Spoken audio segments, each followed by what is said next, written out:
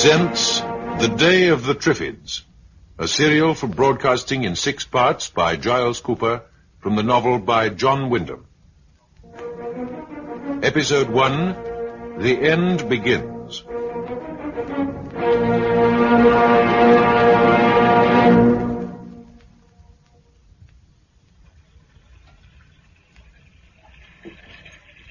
Have you finished, Bill? Nearly. One or two things to dry. I'll give you a hand. Cloth coming over. What's this thing? A very special retort. Be careful, it took a long time to make. Chemical glassware always looks as though you could make coffee in it. I dare say you could if there was such a thing as coffee these days. How are you getting on?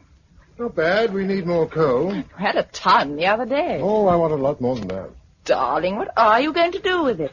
Boil up seawater for salt. Then make metallic sodium, then sodium cyanide, I hope. Surely there's an easier way of getting salt. The nearest mine's in Worcestershire. And the nearest coal mine? In Kent. And how do you get there from the Isle of Wight in these hard times? There's a tank landing craft lying off Cowes. She's quite sound, and Michael thinks he can get the engines running. I'm going to suggest to the committee that we load her up with a bulldozer and half a dozen trucks, run along the coast of Dover, and see if we can't bash our way through. You may not get much of a welcome from the miners. We'll take some flour and cloth to trade with them. If there are any. There were last month. Ivan was over there in the helicopter. They're fairly well organized and quite friendly. We might start a regular trade. Far better than raiding household stocks in Portsmouth. You know, it's surprising that. How little there is in people's coal cellars. It was May. When it happened? Oh, yes. It's May now. 6 years ago. Oh, come in. Oh, good, Bill. I've caught you. And Josella. Hello, Elspeth. We were just knocking on. Oh, no, you're not. I've got this thing working, and you're going to use it. What is it? A tape recorder. Oh, We've got it geared to the voltage of the generator at long last, and you're both going to talk to it. Say what? Everything. It's for the history. Why me? Because you were in on the disaster before it even happened. From the Triffids angle, at any rate. Couldn't I just write it down? No. 2 reasons. 1, you'll never do it, and 2, the girl who'll transcribe it is blind. As you very well know, seeing she's one of your wives. Sheila? Yes. Now, come on. Well, surely there's no reason to start tonight. I've got to take advantage of every minute the generator's on. Now, off you go. Well, Lord, I don't know. It's difficult to think oneself back into the middle 50s. Well, half the things we've been talking about would mean nothing to someone living then. Have a heart, Bill. We were living then. Oh, you got to be more than 3. Now, go on, Bill. I was 9 when a man called Umberto Palangueth was shown into the office of the managing director of the Arctic and European Fish Oil Company. It wasn't the first time he had been there. Ah, Mr. Palangueth, do sit down. I'm afraid I was in conference last time you came. Yes. We analyzed that sample of oil which you left for us. Yes? Very interesting. I imagine that you might think so. Vegetable oil, of course. But with a far higher vitamin content than any of your fish oils. Oh, yes, I agree. As a matter of fact, to be candid, we've never seen anything quite like it. You will. It will be on the market in quantity in about 8 years from now. Oh, yes? Not if you can help it, is that what you're thinking? Eh? I wouldn't put it quite as crudely as that. No. But I am a crude fellow, so I'll say it for you. Also, I will tell you that you haven't got a hope of stopping it. The experimental station where this sample was produced is a long way off, both in geography and in ideology. What is your nationality, Mr. Palangueth? South American and quite irrelevant. I am a citizen of the world, not without friends. I heard they were experimenting with sunflower seed oil, but it isn't that. No, not sunflowers. Some kind of nut? No. I understand it is an entirely new species. Here is a picture of it. Good Lord, what an incredible thing. It is a plant. Oh, certainly. It looks like a cross between a giraffe and a cairn terrier, covered in leaves. It is a cross between a great many things, some of them not nice. But in a few years' time, it will be producing a far better oil than yours, at half your present price. What are you offering, and how much do you want for it? I offer you a tray of fertilized seeds 6 months from now, and I want 100,000 pounds. Do you? If you consider all the implications, you will find that I am being very reasonable. I shall have to consult my fellow directors. Naturally. I would like an advance of 25,000 pounds. That's rather high. Not really.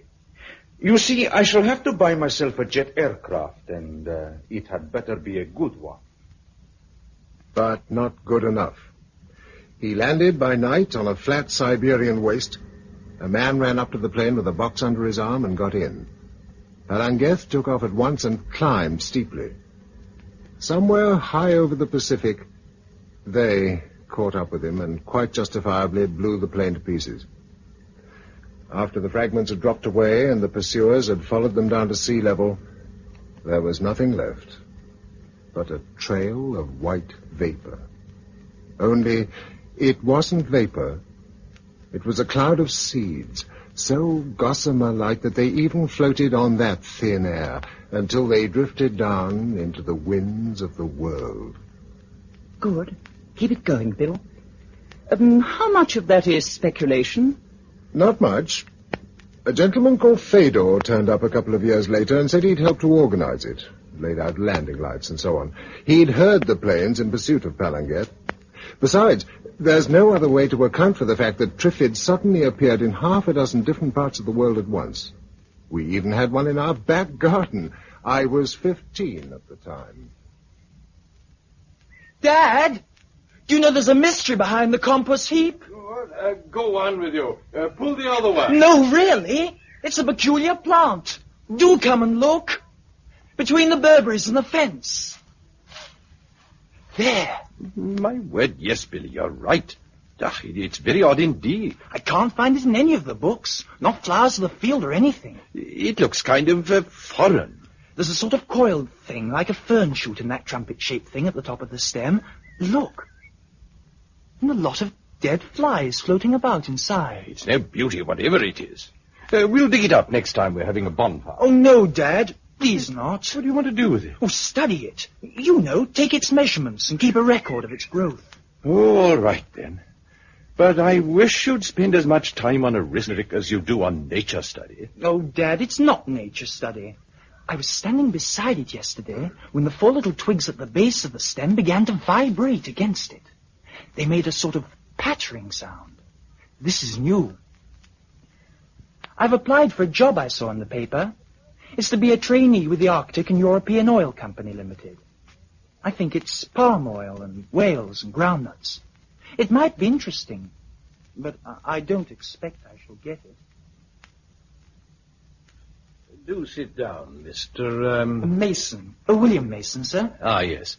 My name's Lucknor. I'm in charge of research. Now, tell me something about yourself. What sort of thing, sir? Oh, what you like doing, why you want to join Arctic European. Just talk to me. Well, sir, I'm interested in plants and animals and things that live. Mm-hmm. I don't like figures much, or sitting at a desk.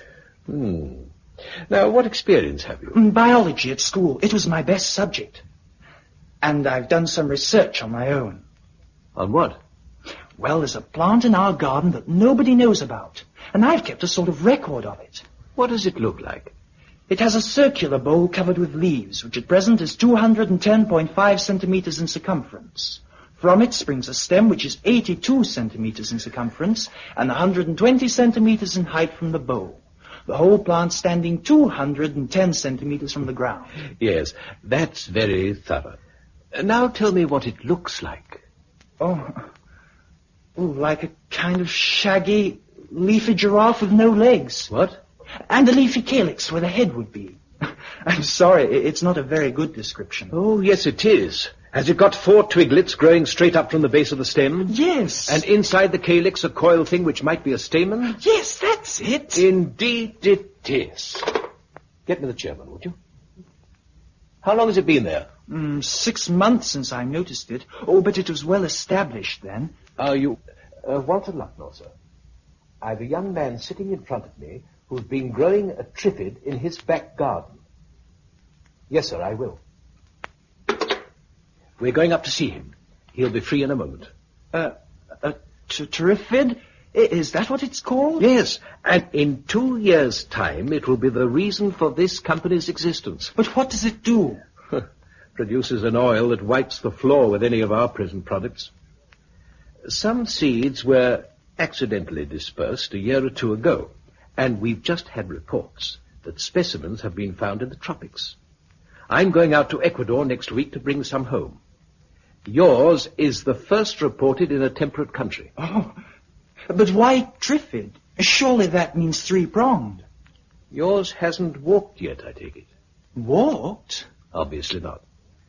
But when it's between 18 months and 2 years old, it will lift its 3 main roots from the ground and walk on them. Hence, Triffid. But no plants walk, sir. They do now. And by the way, you've got the job. But I very nearly lost it. I went home hopping with excitement, and the first thing I did was to go into the garden and take a look at my Triffid. I bent down and examined the roots. For the first time, I noticed that there were indeed 3 of them. I began to scrape the earth away from them with a vague idea that the thing might walk sooner. I was conscious of a slight movement about me, and then something cracked across my face like a whip. I woke up in bed with a puzzled-looking doctor standing over me. I was the first person in England to be stung by a Triffid. Yes. And how did you survive it? Simply because it wasn't fully grown. By the time I'd recovered, Walter was back from Ecuador with a dozen mature specimens, and he'd already discovered that the sting would kill a man instantly. He'd also discovered that if you cut the sting off, the Triffid was harmless. Well, I went down to Worthing with him, and we set up the first Triffid nursery together. You know what happened in the next few years. The wretched things were so successful as oil producers that we reared more and more of them until... Well, here we are today. Yes, good. Now, can't you give me something more personal, Bill? I mean, you worked with them more than anyone. Except Walter. He really understood Triffids. Go on, Bill. I remember once sitting on a bank looking at a field of tethered Triffids one evening, just about sunset.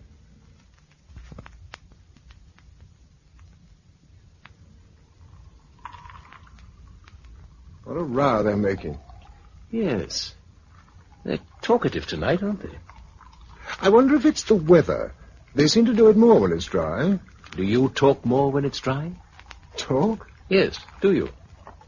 Well, you don't really think that's what they're doing? Well, why not? Well, it's absurd. Plants talking to each other. You once said they couldn't walk. Yes, but that's a mechanical thing. If they talked, it would mean they had some intelligence. Haven't you ever noticed that when they sting, they seem to go for the face of the hands? Yes. And especially for the eyes. Well, that's probably accidental. Possibly. But it could be because they want to reduce our advantage. Sight is our only advantage, you know. What, over those vegetables? Yes. Now, you just think. If you were blind and alone in a field with a Triffid, what could you do? For a start, you'd starve to death. But the Triffid wouldn't. It could exist on flies until it found you. Then it would only have to root itself beside your body and wait. That's a nice thought. And here's another one. In some parts of Africa, they've been known to surround villages at night and kill the inhabitants. But we've never found anything like a brain. They're the same as any other plant when you dissect them. All the same, if there was some catastrophe which made us weaker, it would automatically make them stronger. Especially now we've stopped docking them to improve their quality. Well, I don't see what catastrophe. Probably none. But the scientists have been playing with some pretty odd things lately. Look at all these artificial satellites. Nobody knows what's in them or how many there are, or how controllable they may be. But do you really think there's anything to worry about? I don't know. Anyhow, it's no use worrying. While there's money in Triffids, there'll be Triffids. We'll tap this lot tomorrow. Have my mask and gloves ready, will you? I've often wondered what happened to Walter. He'd have been useful to us now. It was a year afterwards that he saved my eyesight and my life.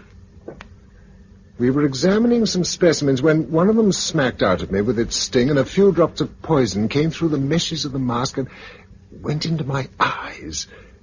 He got me back to the lab at once and gave me the antidote, but I had to go into hospital for a week or two. They sent me to St. Mary's right in the middle of London. I'd been there 10 days when the night of the green flashes took place. You probably remember how reports came in over the air all day long from places which were already having their night, telling of a fantastic display of lights in the upper atmosphere, and by evening, everyone who could get to a window or climb on a roof was gazing up, hoping for a free firework display. As soon as darkness fell, I could hear the ahs and oohs, not only from the hospital staff, but from the whole city outside.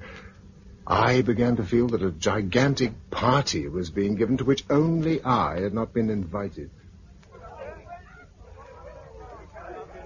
Do shut the window, nurse. Oh, but it's marvellous, Mr. Mason. Really it is. They say it's a comet, you know. Green and white flashes all over the sky. And bright red buses clashing their gears all down the street, I know. Surely you can see just as well with it shut. Aren't we just in a bad mood tonight? Oh, of course. It's a shame, really, you having your eyes still bandaged. Still, it's not for long now. What time tomorrow will they do the unbandaging? Sister said 11:30, but Mr. Palmer may be a bit late. Oh, what's happened? Oh, that was a bright one. It lit up the whole room. You can see everybody standing on the rooftops watching. Oh, there's another. It's quite dazzling. Oh, what a pity you couldn't see it. Yes, isn't it? Now, do go away. There's a good girl. Have you everything you want? Yes, I think so. Is the radio there where it should be? Yes. Then I'll leave you Want for some now. music. I look in later to see you're settled down. Good night. Good night. Oh, and there's another tremendous flash right across the whole sky. I expect you can hear the crowd. They're like children at a firework display. From where I'm standing on the top of Primrose Hill, I can see hundreds of faces all turned upwards to watch this astonishing spectacle which began over the Pacific 12 hours ago and by now must have been seen by 90% of the world's population. It's believed that the Earth is passing through a belt of meteoric debris caused by the passing of a comet, and I really do urge anyone who possibly can to watch it. The whole sky is pulsating with vivid streaks and flashes of light, and the whole of London, right across to the Surrey Hills, stands out brilliantly in the hard green glare. All the usual features of a London crowd are present, from the man with a sandwich board announcing the end of the world to the man you can probably hear not far away from me. Yes, he's doing quite a good trade, too. Some of the brighter flashes really make you blink. Oh, there's a splendid one right across. Oh, shut up and let me get some sleep.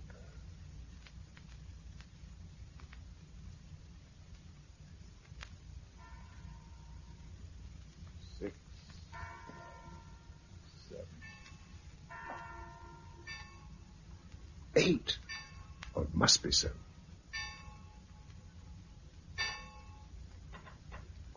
It is 8. What a damn disorganized hospital. Where's that bell? Well, come on! Nurse! Sister! Hey, come here! Incompetent fools leaving me like this. Supposing there was a fire. Nurse! Nurse! Who's that? Is someone there? Whose room is this? Mine. Aren't you the house surgeon? Yes, Mr. Mason. Oh, can't you see? No. What? I'm blind. I woke up blind. I've been trying to find someone to help me. I'm afraid I'm in the same state unless you care to help me off with these bandages. Where are you? Here. That's the end of the bed. Now, look, work your way up. My hand. We must look a comic couple. I'm not laughing. I won't be if the treatment hasn't worked. There's a pin at the back I can't quite manipulate. That? Thanks.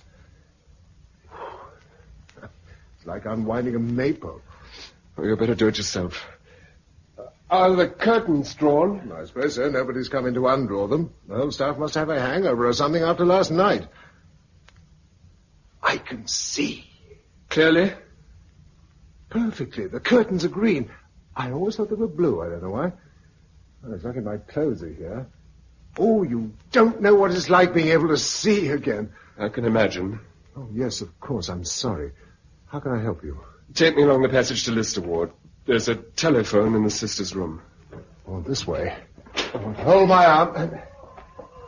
All right? Yes? Place sounds like a madhouse. There must be someone on duty somewhere.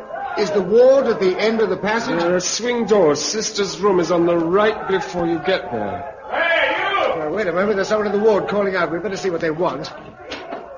It's all dark. Anything wrong?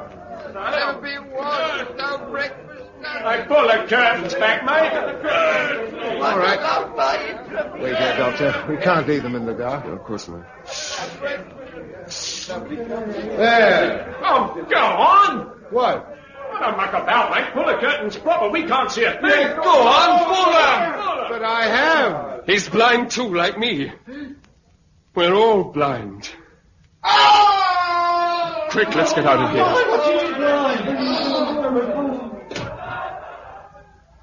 This looks like the room. Give me the telephone. On the table. There. Dead. I thought it would be. What's happened? What is it? Everyone's blind.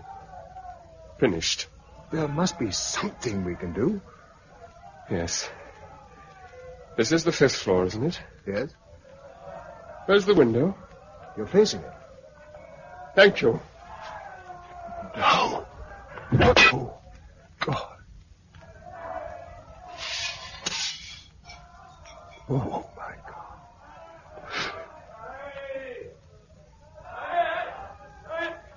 Where's anyone? Come on.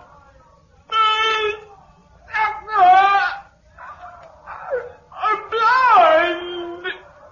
Help me. I'm blind. Where are you? Look out! The stairs! Who's there? Don't move if you're on the stairs and can't see. He knocked me over. I couldn't see him coming. Is that Mr. Mason? Yes, I took the bandages off. I can see. Are you hurt? Bruised a bit, that's all. I was washing the diabetic in number 7. And I suddenly couldn't see. And he couldn't either. Then I went for help. But there's nobody. All right. Don't worry. Let's get out of this place. Which is the best way? Straight down these stairs and through the main hall. What about the man who fell? I'm afraid he's dead. Oh, no! Hold on now. Now, there are 4 steps coming. 1, 2... That's right. Here's a landing. You turn right. What's that? The children's ward. Oh, we must go to them. There's nothing we can do at the moment. Look, 4 more steps. Now, turn right. Where? Here's the main hall. Across here.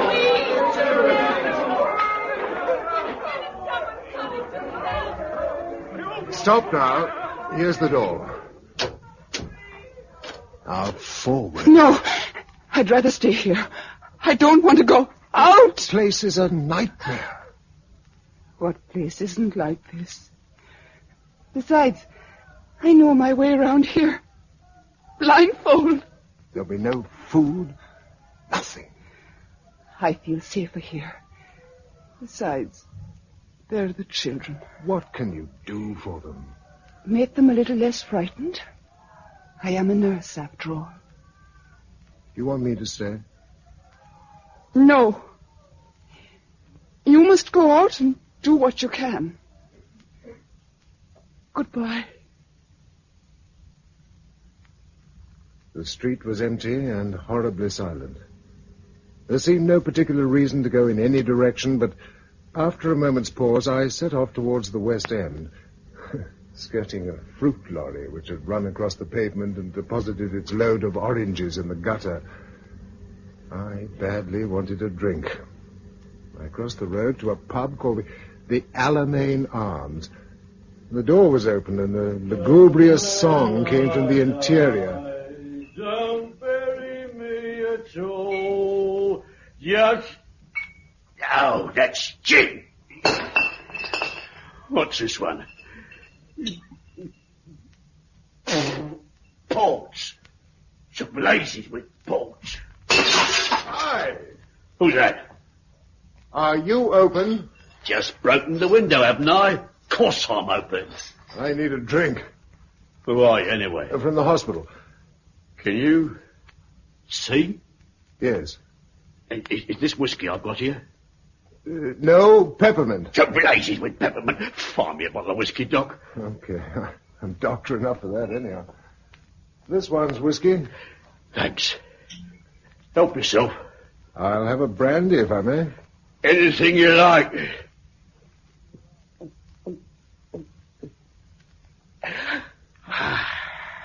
You get drunk if you take it down like that. I am drunk. And I've got to get drunker. You know what? I'm blind. That's what I am. I'm blind as a bat. Everybody's blind as a bat except you. It's that ruddy comet. Green shooting stars. Now everyone's blind. Do you see green shooting stars? No. There you are, then. Proves it. You didn't see him. You aren't blind. Everyone else saw him. All blind as bats. Are you sure it's everyone? Listen. You can't hear yourself talk here most days. Not with the door open. I see what you mean. It's obvious, really. Are you the landlord? What if I am? I want to pay. Ah, forget it. You know why? 'Cause money's no use to a dead man. That's what I am after a few more drinks. You look all right. What's the good of living? Blind as a bat. That's what my wife said. She was right. And she more guts than what I have. When she found out the kids were blind too, she took them into her bed with her and turned on the gas. Oh, my. That's what she did. I hadn't the guts to stick with them. But I will have soon. I'm going back up there soon when I'm drunk enough. No. Why not? Give me one reason why not. You can't. It's wrong. No. Nothing's left to be wrong. If you can't see that, you're blinder than me. Drunk enough to do it now. Here I come, girls. Here I come. I didn't stop him or try to follow him. I watched him go. Then I knocked back the last of my brandy and went out into the silent street.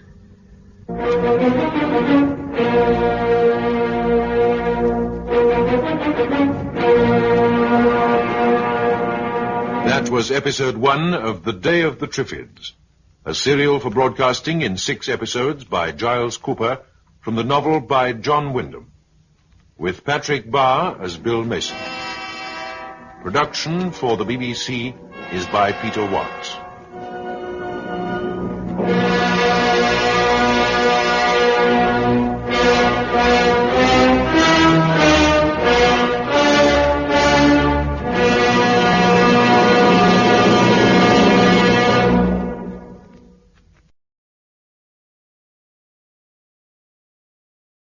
The BBC presents The Day of the Triffids.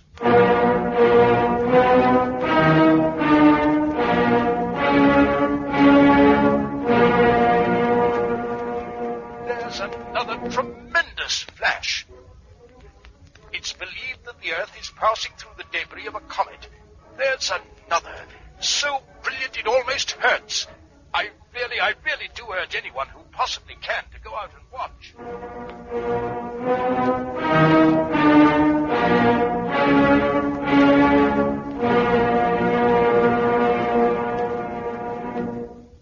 Episode 2, A Light in the Night.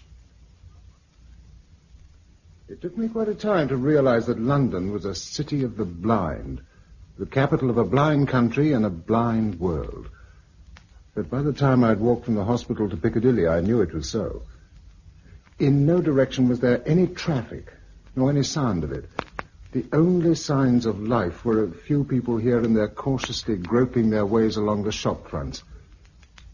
Outside a famous provision shop, I came upon a group of people gathered round a small child, which still seemed to have its sight. What's in this window? Mummy. Come on, what's in the window? Oh, he's only 3. He doesn't understand, do you, dear? He's all the eyes we've got. Come on, kid.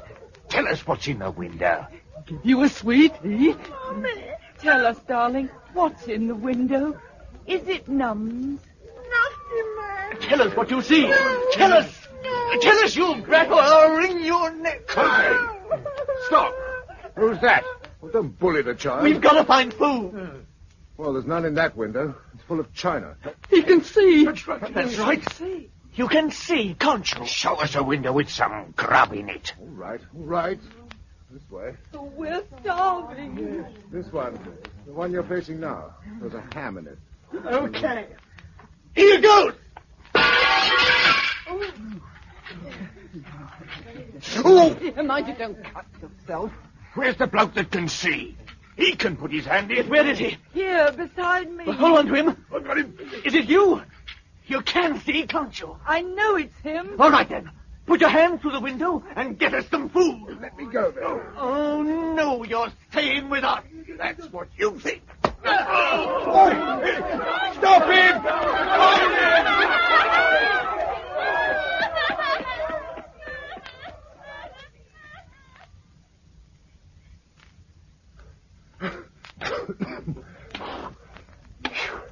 Someone's there.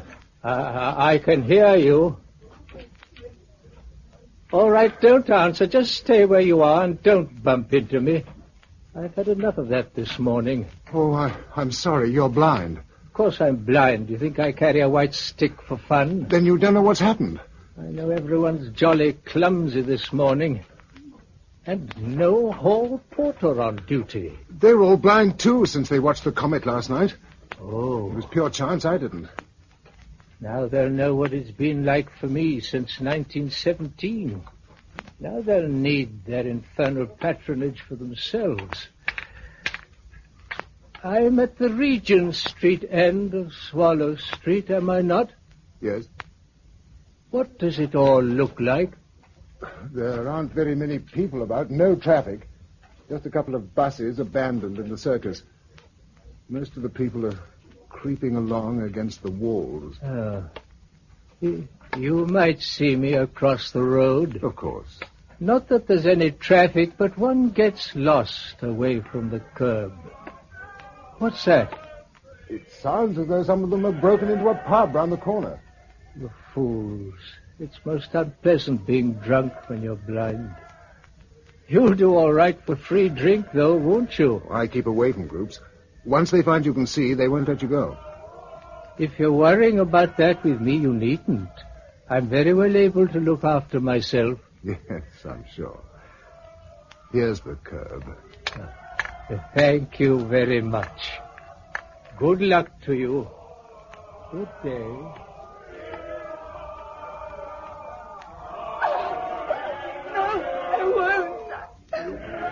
What's your tongue, my dog?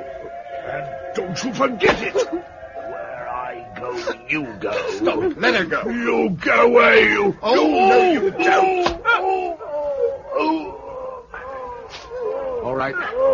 Up you get. I'm tied to him. Not now. I've cut the cord. There's an empty pub over there. Let's get away from the crowd. But you can see. Certainly I can. Oh, thank heavens. I thought I was the only one.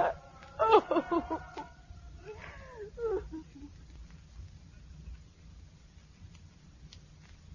Feeling better? Yes. I must look an awful sight. Where's a mirror? Oh, my goodness, yes, I do. Will you have another drink? A small one. Then I must go. Where? Home. I was going for the doctor and... I'm sorry. I haven't told you anything about myself. My name's Bill Mason, by the way. I'm Drusilla Clayton. Oh, haven't I heard of you? I shouldn't think so. How did you escape seeing the comet? I was in hospital with my eyes bandaged. What about you? Well, disgraceful, really. I went to a party on... What's today? Wednesday? On Monday night. And goodness knows what they'd put in the drinks. Because I felt like death yesterday. About 4 o'clock, I gave up the struggle, took a couple of sleeping tablets, and went to bed. If the sky had fallen in, I wouldn't have noticed. When I did wake, my father was standing beside the bed. He'd gone blind. So had the servants. Where do you live? Dean Road, St. John's Wood. The telephone wouldn't work, so I got out the car and drove down this way to fetch our doctor. I was in such a panic, I forgot she was nearly dry of petrol, and she stopped in the middle of Regent Street. And then that man found out I could see. He knocked me down and tied my hands, then made me lead him about. From bar to bar, I imagine. Yes. I should have been able to get away from him, but he... Well, I was sorry for him in a way. One's sorry for them all, but they're dangerous. In a way, we're rich and they're poor. Why did he start beating you? Because I wouldn't go into his house with him. Thank heaven you came along. And what do we do now? I must go back to Father. There's no point in trying to find the doctor, even if he's been one of the lucky ones. Would you mind if I came too? I'd have asked you to. Only I thought perhaps you had someone to look for. No, my parents are dead and I've no other attachments. Then I'd be very glad. It's the awful loneliness. I know. And I think it'd be wiser for us to stay together anyhow. Shall we go? Yes. Where can I get petrol? No need. What? There are plenty of other cars. Oh, it's funny. Like a dream, being able to take anything we want. Seeing the sort of dream it is, I think we might break into that shop over the road. What for? A couple of good, sharp knives. Oh.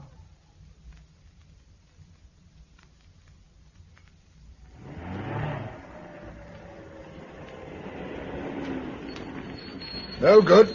The driver of that bus must have gone blind at the wheel. We'll never get round it. If you turn, there's a side street about 50 yards back. That'll lead us round into Dean Road.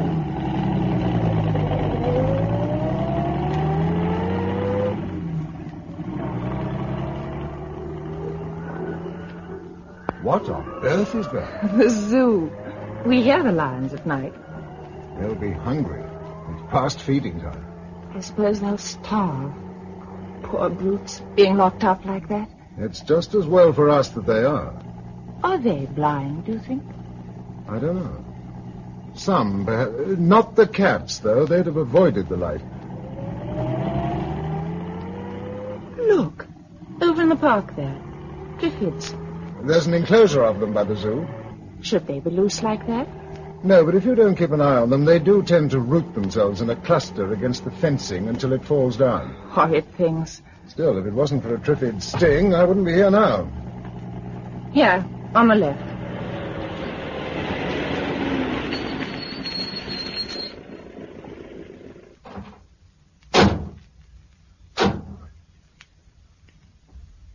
Lucky I've still got my key. It's no use ringing the bell.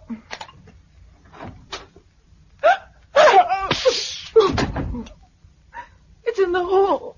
And he's there, too. Your father? Yes, I just saw him lying on the ground with a Triffid standing over him.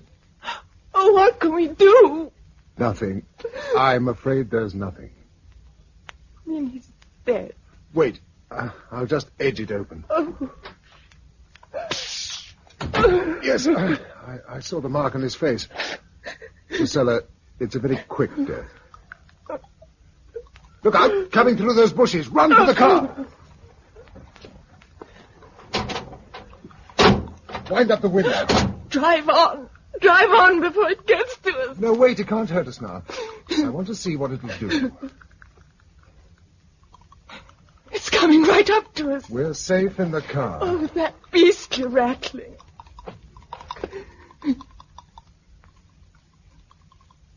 It's going away now. There's another one standing there in the laurels. Oh, let's get away. You were right. There's nothing we can do. You're sure? Yes.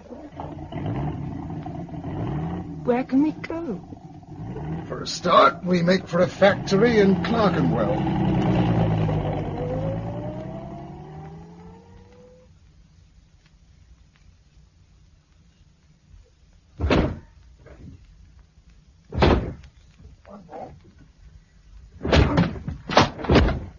There, we're in.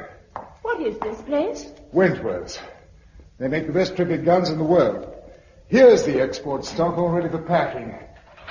One for you, one for me, and one spare. I didn't know there were such things. They use them a good bit in the tropics. Look, this is how they work. Pull back the spring, so, and the bolt fits into this notch. Mm-hmm. Then shove one of these steel slivers. Look out, they're sharp. Shove it into the holder. Take aim and press the trigger. It'll cut the stem off a Triffid at 25 yards. I can't wait to use it. We won't see many as long as we stay in the centre of London. Now then, we'll have those two masks. Yes? And the gauntlets. Right. A couple of cases of ammunition. You'll never get them in the car. There's a station wagon outside. We'll take that. Where next? Back up west. Clothes first. Then somewhere to sleep before it gets dark. A flat, I should think, or two flats if you'd prefer it. One flat, please. I'd rather not be on my own. Good. I feel like company, too.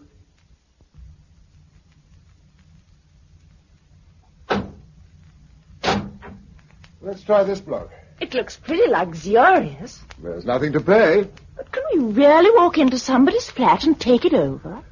People who can't or won't do that sort of thing are going to have a pretty thin time from now on. Let's choose a top floor if we can. It's a long way to carry the suitcases. But what about the lift?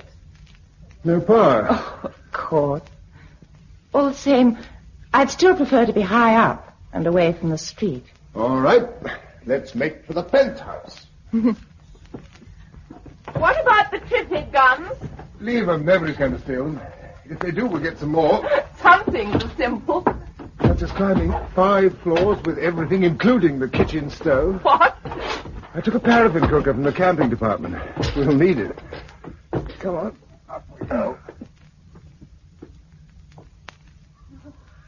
Oh, what a climb. I should think it's the first time this floor's been reached on foot. 2 flats. Which do you prefer? The south-facing one. As Madame wishes.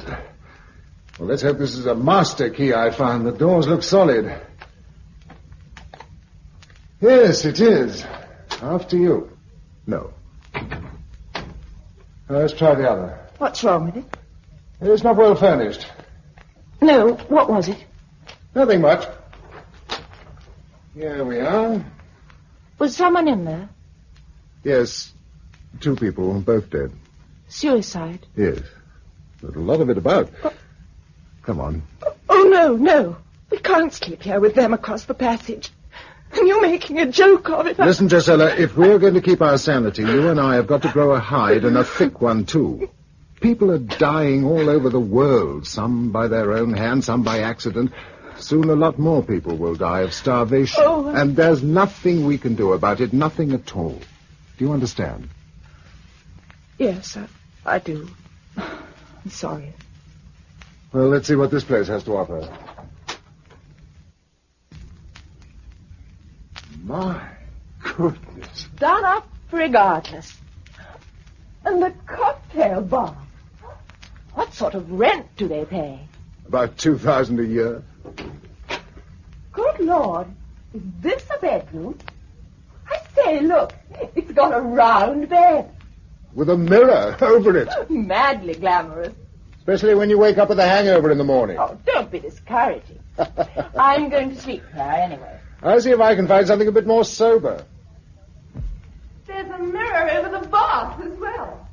That is the end. Oh, I don't know. Anyhow, you won't be able to use it. No hot water. But don't sound so pleased. Are you going to change? I'll get my shirt. It's lucky it's summer. What? Lucky it's summer. Cold weather wouldn't have helped.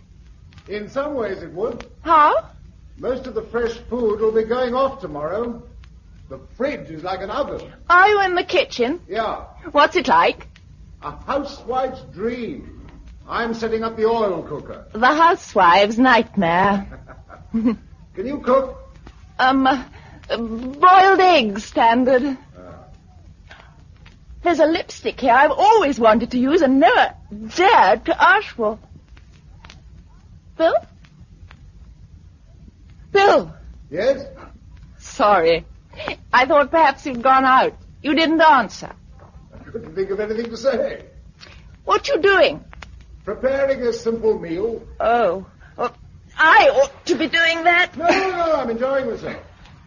Shall we sit at a table? Oh, yes. Let's do things properly.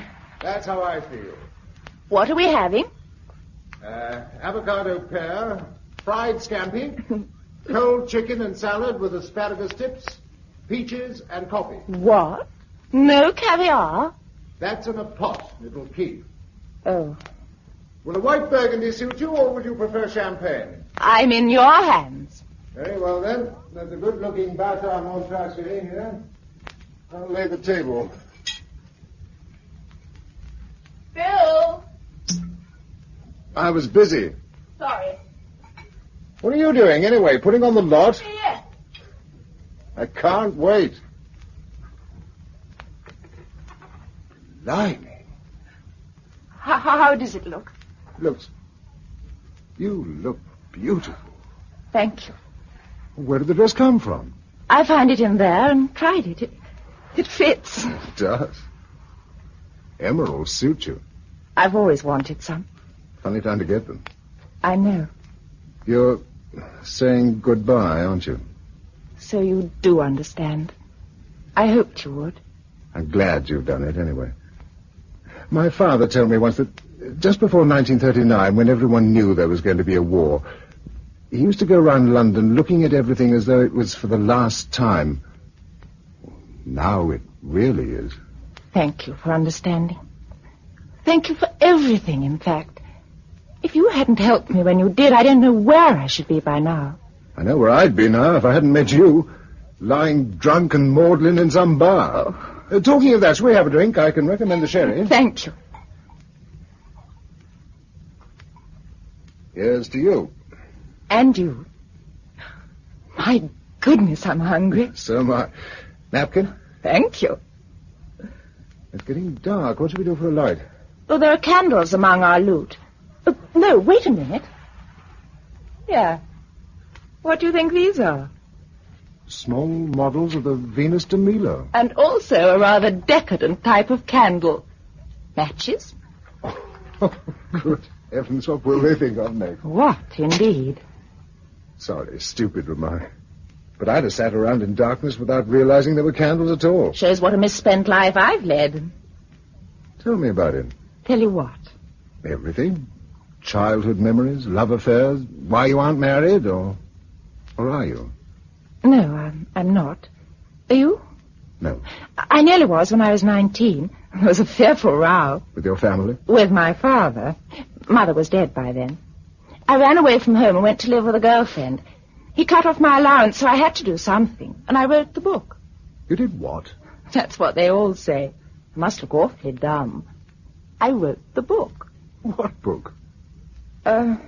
It was called Sex is My Adventure. Drusilla Clayton, of course. Did you write that thing? Yes. Did you read it? No. It was very mild. Rather silly, really. Only the title was shocking. But it sold like anything, and the film rights. Made a lot of money. That's why I went home again. Having shown your independence. And to get away from the people who thought I meant the whole thing literally. Which you did not. Which I did not. Still, you can hardly blame people. No. That's why I was writing another book, to balance things up. With an equally alarming title? I was calling it Here the Forsaken. Quotation? Congreve. Here the forsaken virgin rests from love. Oh. Ready for the next course? Now then, brandy, port, or a liqueur? Brandy, please. Oh, I suppose we ought to wash up. No, we won't be here long and nobody else will be using the place. That brings us back to earth with a bump. I know, but I think we ought to rough out a plan of campaign. Oh, let's have a few moments more. There ought to be soft music. Is that a gramophone? An electric one. Oh, pity. There's a battery-operated wireless in the kitchen. I tried it earlier, but there was nothing doing. Well, let's have another try. I don't know what you expect to hear, but it won't be soft music. I can tell you then. You never know. Somebody, somewhere, might have something to say. Oh, don't knock my brandy over. It's too good to waste. Nothing.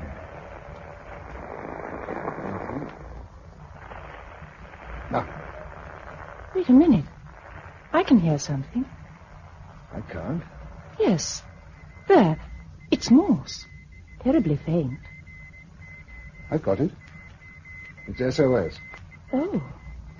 Where is he, do you think? I don't know.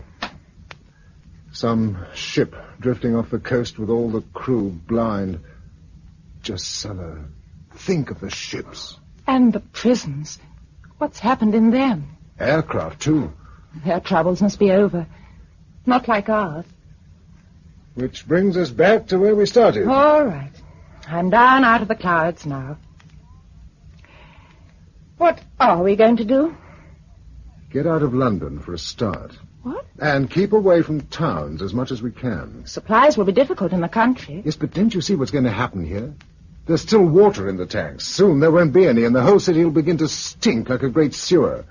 There are some bodies lying about already, and every day there'll be more. You don't have to tell me that. Sorry, but you see, it means that soon diseases will begin to spread. Cholera, typhus, Lord knows what. It's important to get away before anything of that kind starts. Have you any ideas where we might go? Somewhere out of the way, I suppose. We'll want a good water supply, and as high up as we can get, so that there's a nice, clean wind. That's a thought. The Lake District. Too far. Maybe.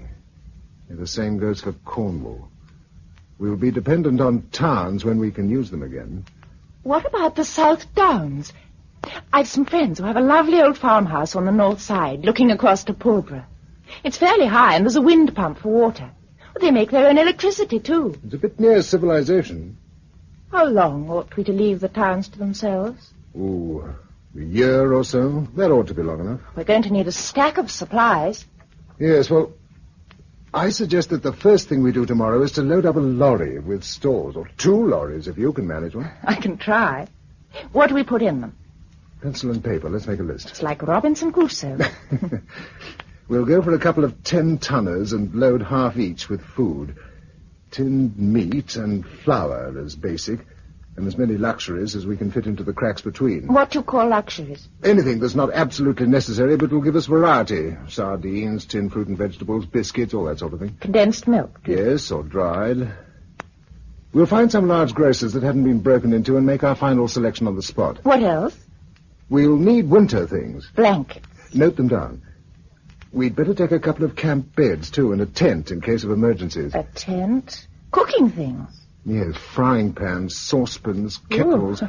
About 3 of everything. What about paraffin? Or use the stocks in the roadside garages. Matches, thousands of them. We don't want to have to rub sticks together before we need. Candles and lamps. Yes, torches and batteries. What about first aid kit? Yes, and any medicines that strike us as possibly useful. Brandy. Yes, a couple of cases.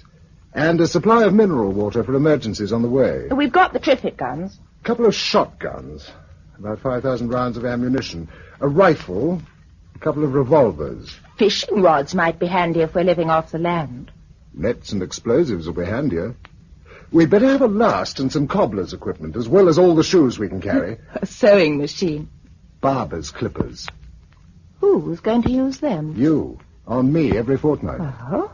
And what about me? Well, you'll just have to evolve a hairstyle I can cope with. We are going to have to learn a lot. We've learnt a lot already. Such as? How to accept the fact that sooner or later we may be the only survivors. There must be others like us somewhere. I've met nobody in London, except a child. It was too young to talk, too young to stay up and watch the comet, or whatever it was. Well, what else could it have been? You know every great power has had satellites whirling round overhead for the last few years. You also know that they aren't all for research. Some of them are weapons, ready to be brought down when needed. Supposing one of them went wrong, collided with a meteorite, perhaps, and instead of doing what it was supposed to do, which was to burst low down, affecting one country, it burst up in its orbit, affecting the whole world. But who would think up a weapon that would make people blind? Any nation on Earth that was rich enough or frightened enough. And that means all of us. Oh. Now, let's get on with the list. Oh, no. Let's do it in the morning. All right. Ooh. We've all the time in the world, in one sense. Nobody else seems to want it. It was a good dinner. Thank you. Thank you for adorning it. Some things were fun. Stay there a moment. Why? You're a sight that I shall never see again. Thank you. Good night. Good night.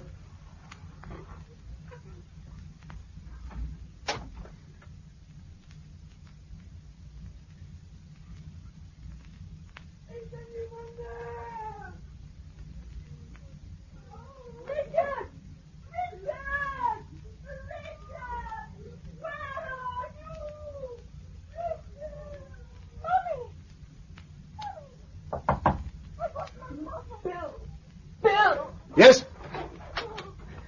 Oh, Bill, do you hear them? All those poor people. Drusilla, darling, don't. I tried to go to sleep. I was tired, and then I began to hear them. Calm now, darling, calm. There's nothing we can do, not yet. Oh, Bill. Oh, Bill, if you weren't here, I'd go mad. As long as we're together, we'll survive. But there's so many of them, and only two of us. Look. No, I won't look out. You must, Drusilla, there's a light. House is on fire, I've seen. No, this is different. A searchlight. What? Look, over there to the north.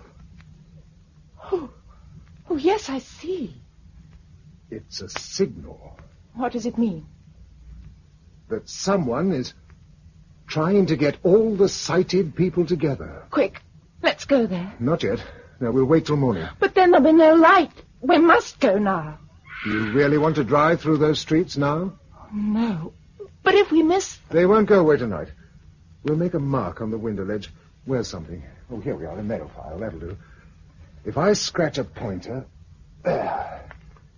We'll be able to pick out the building in the morning. You can see it's a tall one from the position of the light. All right? Yes. Oh, dear, I panicked a bit. You'd be inhuman not to. But now we know that we're not alone. We never were, Bill. Were we?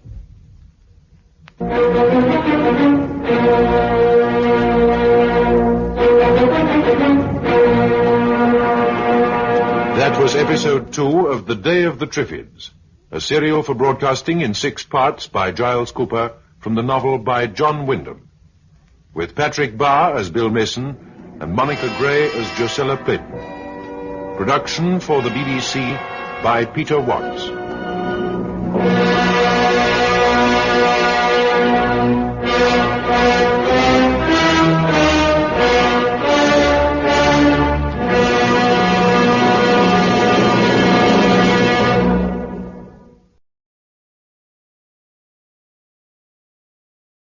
The BBC presents The Day of the Triffids.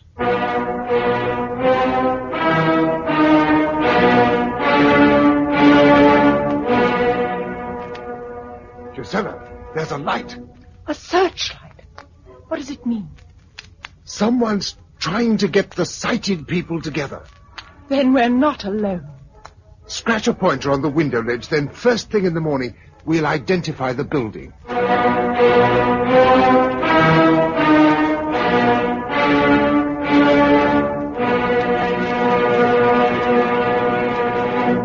Episode 3, Conference and Confusion.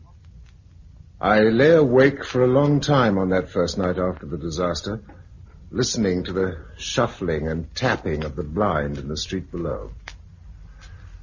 When I did go to sleep, I slept heavily and late. I woke to find the sun shining and Gisela making coffee on the oil stove. She was wearing a ski suit, and jolly nice she looked at it. Hello, Bill. Ready for breakfast? I'll shave first. I feel a bit scruffy. Shall I heat some water? No, I'll manage with cold. There's one of those patent creams in the bathroom.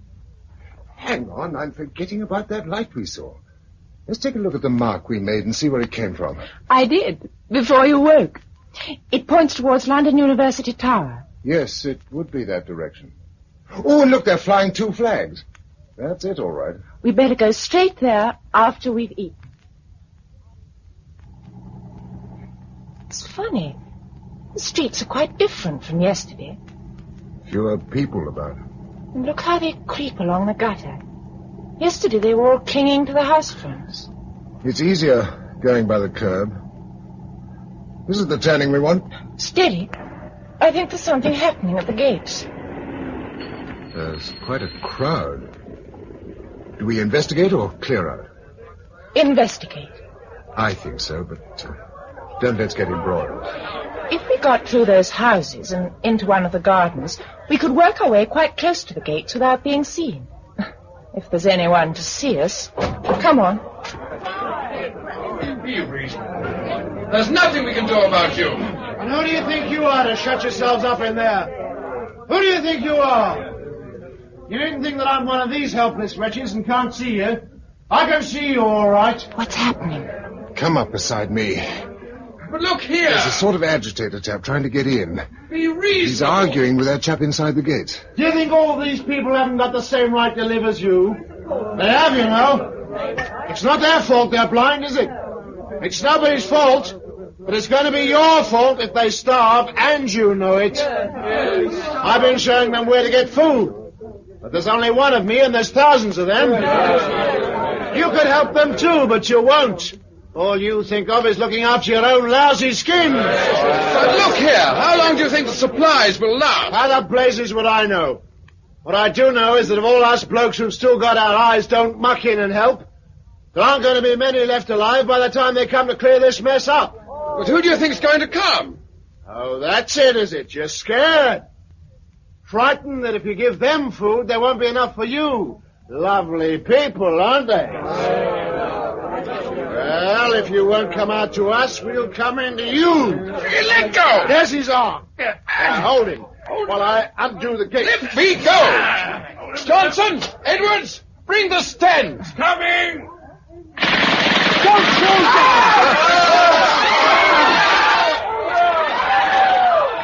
Oh, no. To shoot at them like that. They fired over their heads. How do you know? If they'd fired into that crowd with 2 Sten guns at a range of 20 yards, the street wouldn't be empty now. But all the same, even to frighten them like that. They had to do something. That man, the one who spoke, was right. In a way. You know he was. But he was wrong as well. You see, there is no they to come and clear up this mess. It won't be cleared up except by us. And one of the things we simply cannot afford to do is to spend our entire time pillaging food stocks on behalf of other people. Because when the stocks are gone, well, what will anyone eat?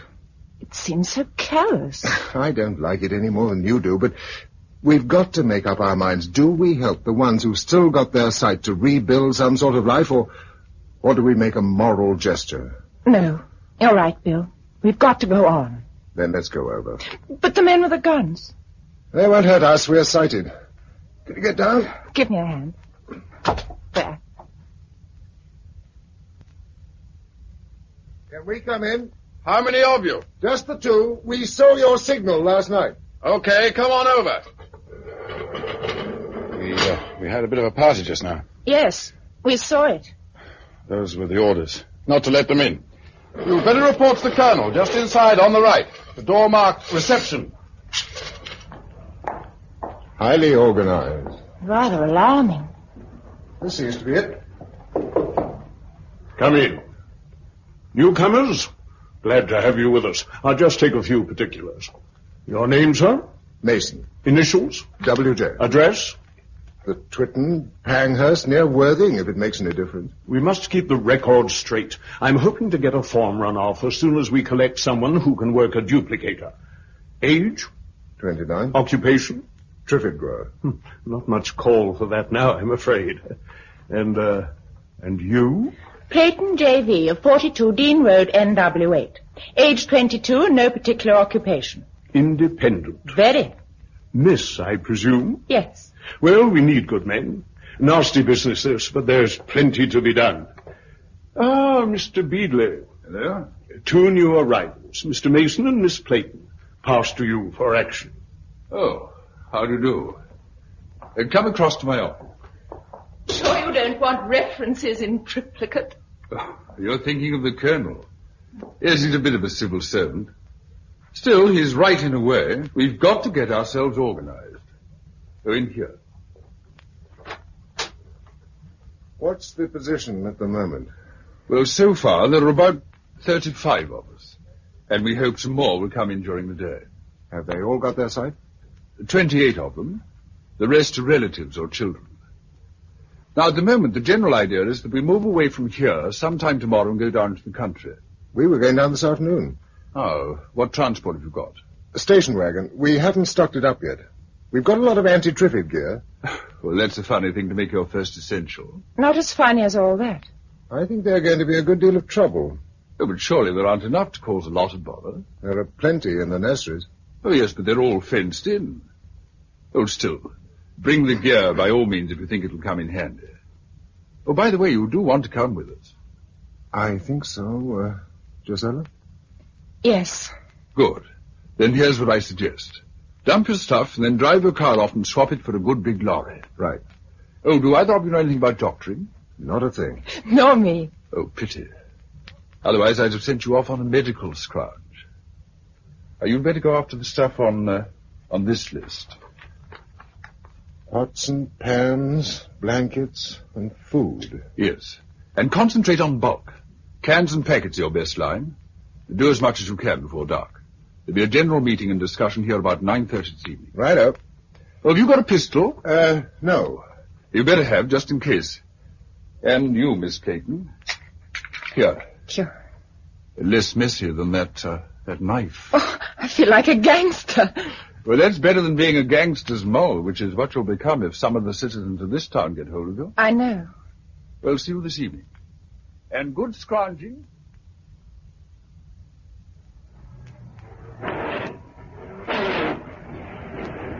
Whoa! Whoa! Switch off. Sorry about that. You must double declutch when you change down on these things. You can't just slide through as you can on a car. Yes, I see. Otherwise, it's not too bad. You were doing fine till then. Get a bit worried on corners. It's like having a row of houses behind you. Lucky there aren't many people in these parts. That's because it happened after working hours. If people had gone blind in the daytime, Lord knows what it would be like. Awful to think of them still in their houses. Pinner and Stepney and Kensington. Not only awful, but quite unprofitable. Sorry. What's the next warehouse on our list? A blanket wholesaler in Tooley Street. And then back we go. I'm stiff after all that loading up. What do you think I am? Think you can manage to drive? That's for you to say. Yes, you'll do. Then I'll follow you down in the other truck.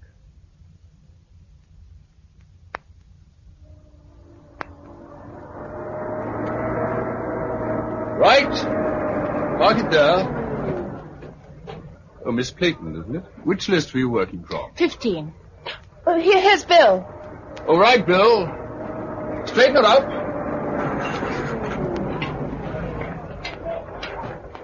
That's fine. Well, how have you made out? We've got all this stuff on the list. And a bit more besides. We've made a couple of plans of where it's all packed in case you want to find anything in particular. Oh, jolly good. I wish they'd all do that. Is this Triffid gear you put down here? Yes, I thought it might come in useful. Oh, yes, of course. You brought a lot in this morning, didn't you? It doesn't take up much room. Still... Oh, well, leave it on for the moment. I dare say you could do with a cup of tea. There's a canteen operating in the hall. All right, the next one in. Come along.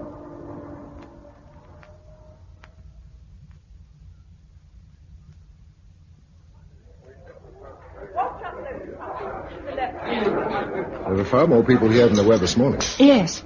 Do you notice those girls over there, all sitting together? They're blind, aren't they? But not helpless. They must come from some institute. Wonder why. Excuse me, Mr. Mason and Miss Clayton? Yes. Good. Keep quite still, please. I want a picture of you. Don't tell me you're the press. Oh, more or less. At least I'm the official record. Elspeth Carey is the name, formerly of the Post. This sounds like the Colonel's doing. It is. I say, are you really Gisela Clayton? Yes. And I wrote that book, and none of it's true. And I really don't see why the one static thing in a collapsing world should be my reputation. Fair enough. Somebody said you were worried about Triffids. I am. They think he's got a bee in his bonnet about them. And have you? I think they're troublesome enough to be taken seriously when they get out of hand. Yes, but surely that couldn't happen in England. All sorts of things can happen in England now. Yes, but... Oh, there's Ivan. He may be able to tell us something. He's been cruising round in a helicopter all afternoon. Ivan! Hello. Bill Mason, Gisela Clayton. This is Ivan Simpson, our intrepid birdman. Well, did you see any Triffids wandering around outside London? Triffids? Oh, I don't think so. Not that you'd notice them much from the air, and besides, I was too busy following roads to take in much else. What are the roads like? Not too bad. Most of the drivers seem to have had time to pull up, and of course, it wasn't a busy time of day. I went as far as Reading, and they seemed pretty clear. Did you see many people? Hardly a soul. They don't go out very much. Everybody in the lecture theatre, please, for a conference. Oh, yes. Everybody, please.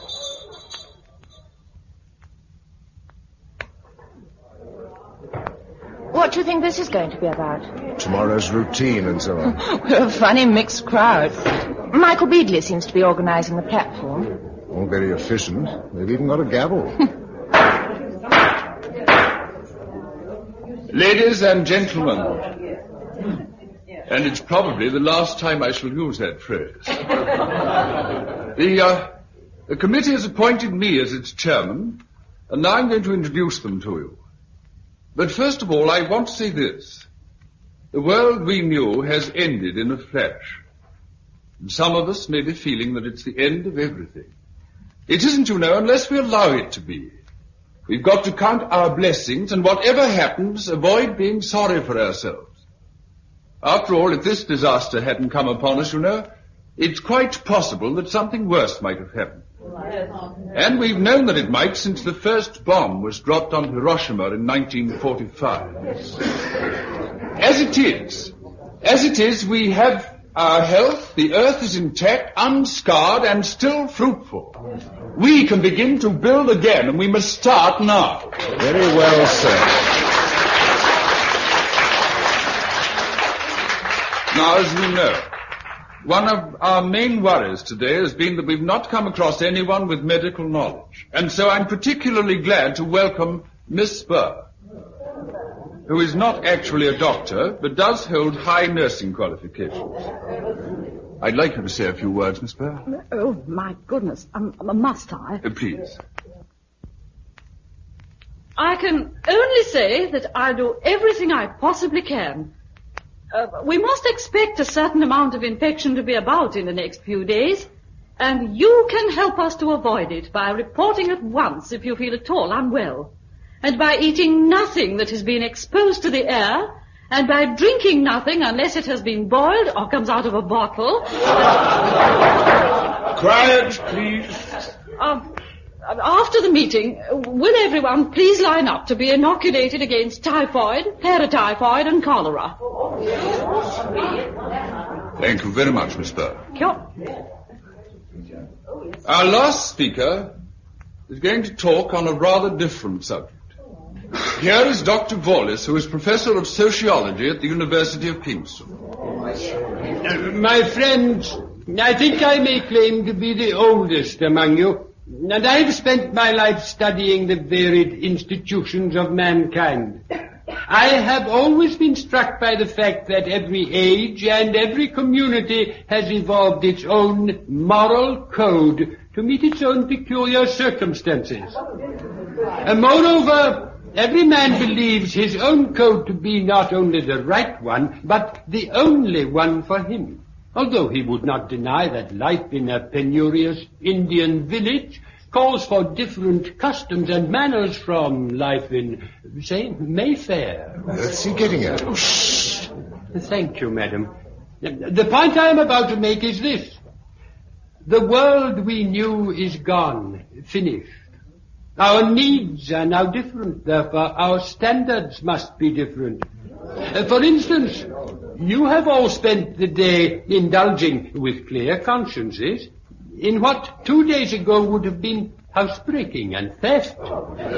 Yes, you have already lost one prejudice, and now I suggest to you that you must lose others. The only one which we dare retain is that which tells us the human race is worth preserving. Anything that will help to preserve it is good, whether we've been brought up to believe it so or not. Anything that will not help must be abandoned. Pour me some water, please. Of course, I'm so sorry. Thank you. There is one thing to be made quite clear to you before you decide to join our community. It is that the men must work, the women must have babies. Unless you can agree to that, there can be no place for you. We can afford to support a limited number of women who cannot see because they will have babies who can see. In our new world, then, babies become very much more important than husbands. What are you grinning at? People's expressions. Michael looks a bit anxious. He should worry. If Brigham Young could bring it off in the middle of the 19th century, this ought to be a pushover. Think so? Here's someone who doesn't agree with you. Are we to understand that the last speaker is advocating free love? I think the questioner must be aware that I never mentioned love, free, bought or bartered. Will she please make the question clearer? I am asking if you suggest the abolition of the marriage law. All the laws we knew have been abolished by circumstances. There is still the law of decency. Oh, now, Miss Durrant. Miss Durrant. A Mohammedan preserves rigid respectability with 3 wives. So did Solomon with 300.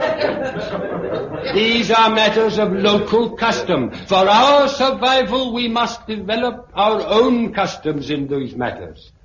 And those who choose to come with us must adhere to them. Those who do not wish to are perfectly free to start other communities on such lines as they think fit. Well.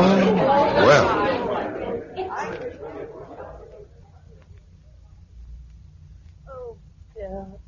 It's nice to be alone again. Shall we sit? What's the matter? Shall we sit this one out? Just a thought. It's a lovely night. How's your arm? Not too bad. She's quite good, that nurse. The needle was blunt by the time it got to me. We girls were so busy arguing, we wouldn't have noticed even that. I bet you were. How many will decide to come? Nearly all of them, by morning. You think so? Most women want babies. A lot of them prefer them to husbands. Do they? Provided they've got some sort of security. Oh. Don't tell me you're going to cling to the old order. No, but I don't know. It's difficult. What is? I was going to ask you to marry me, but there doesn't seem any point in it now.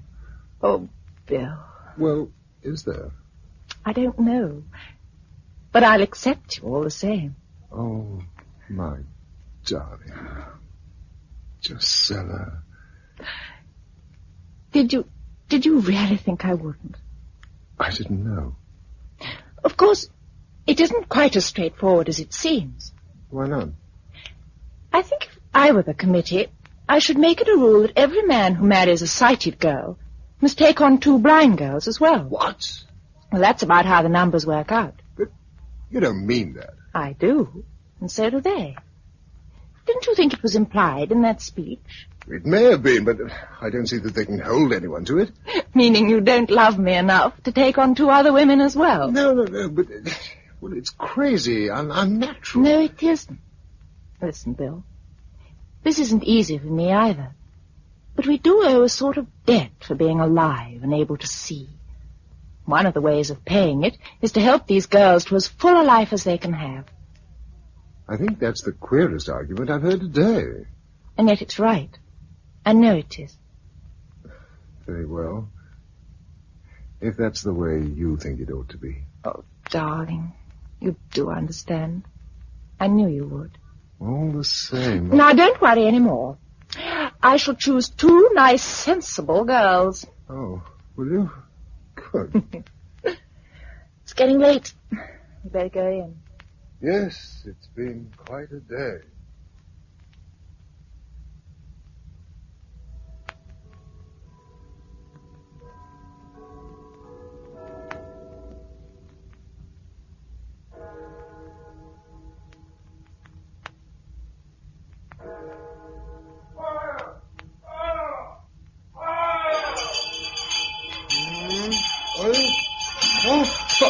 Fire! Quick, come on! Downstairs, everyone, and help out the blind. They're on the ground floor. Now, quick as you can.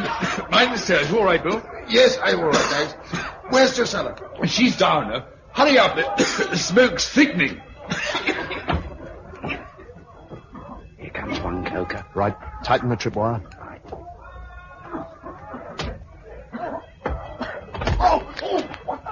Push him one. Right. Get him in the lorry. Here comes another. Drusilla, are you down there? Drusilla. He's out. Get him away. No, wait a minute. There's another.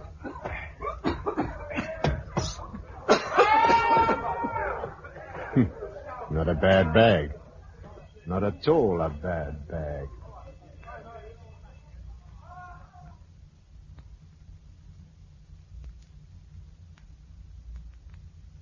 Wakey, wakey. Rise and shine. Hmm? That's right, I thought I heard you. Oh, my head. You had an accident, mate. That's what you had. My hands. Who's tied them up? Now, take it easy, Cock. There's no harm intended. What's happened? I'll tell you in a tick. Here, where are you? Over here. Oh. Now, I've got the mug of char for you. Can you get it between your hands? Yeah. Got it. If it tastes a bit funny, it's the rum old Charlie put in it. Who's old Charlie? He's our cook, Charlie. Who are you? I'm Alf. Now tell me where I am and why I'm tied up. It's a bit of a lark, really. Here, have a fag and I'll tell you. Light mine, will you?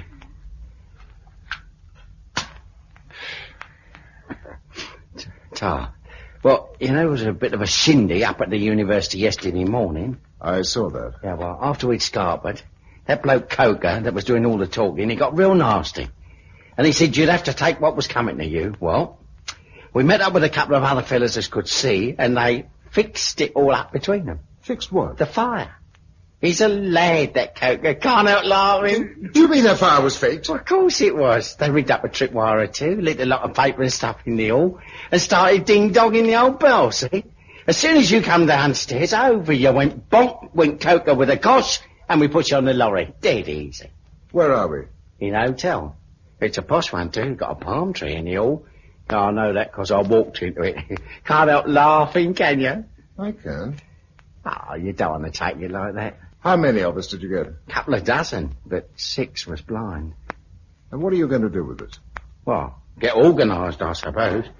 Hello, is this Coker now? Yes. Hey, morning, Captain. All correct. Come on in, Mac.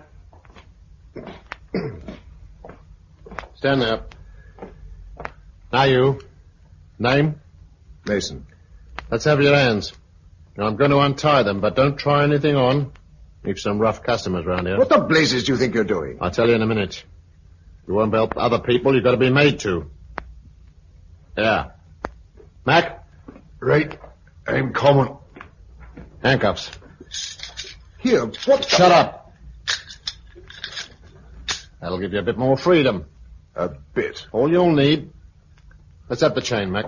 Here. I put the strap round my right wrist. Good. Then you get that side of him. The chain through his arm, so. Alf? Yeah? You on the other side and the strap round your left wrist. Yeah, all right. Now. Sort of a shotgun wedding. Now, Mason, I want you to look at this street plan.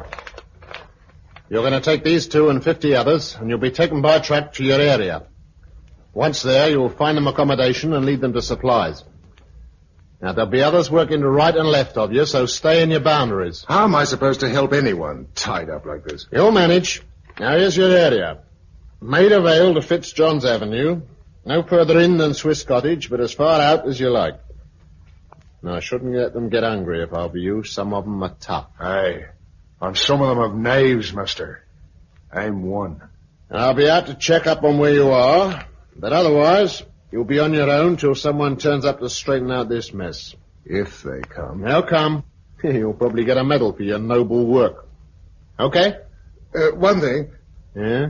Did you get a girl called Josella Playton in your raid? I think so. Where have you sent her? Westminster. Oh, that lot won't find much grub. Not in the Houses of Parliament, they won't. And don't you try wandering off to find her. He won't. I believe you, Mac. Lead them down to the street. The truck's waiting. On the best of luck to us.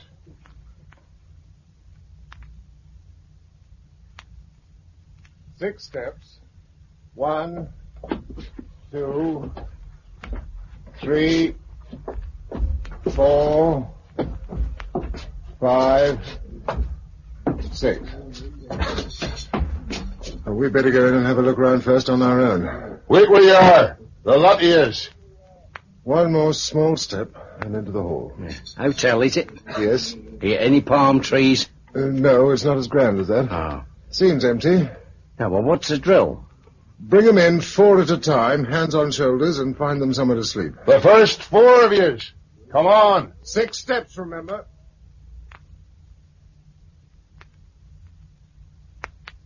One, 2, 3. Oh, it's funny. I never thought what it'd be like kipping down 3 of us strung together. There's a lot of things you never thought of. Ah, shut up. No, but he's right, mate. It's going to be difficult. And how difficult will it be if your man pushes off and leaves us on our own? I never said I'd do that. But you would if you could. And I don't blame you, mate. But I'll carve you if you try. I'm no use to you dead. You won't be dead, man. Just carved. Oh, let's change the subject. Yeah, what do we do tomorrow? Forage for food. Aye, and the next day we'll eat it. No, it'd be best to get quite a stock in. Spend a week or so going out every day, and then there'll be no chance of anyone else pinching it. Yeah, that's true. Huh. And afterwards we can sit back quietly here, fair lapping it up. Till we run out. Some sort of thing will happen. Don't you worry. Is anyone there? Who's that? It's a kid they call Lucy. Come in. What do you want, Dux? A man who can see. I'm here. Can you come up, please? There's something wrong. What is it? Some of the people are ill.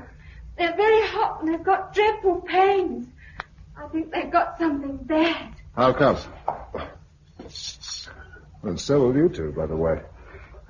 Some sort of thing will happen. Don't you worry, Mac boy. It is.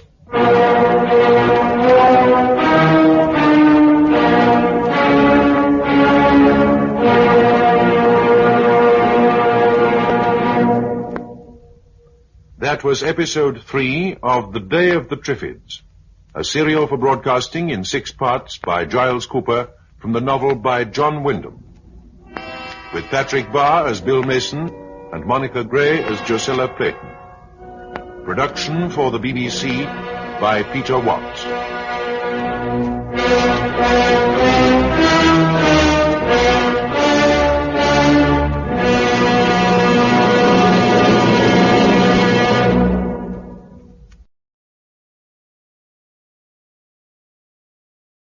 The BBC presents The Day of the Triffids.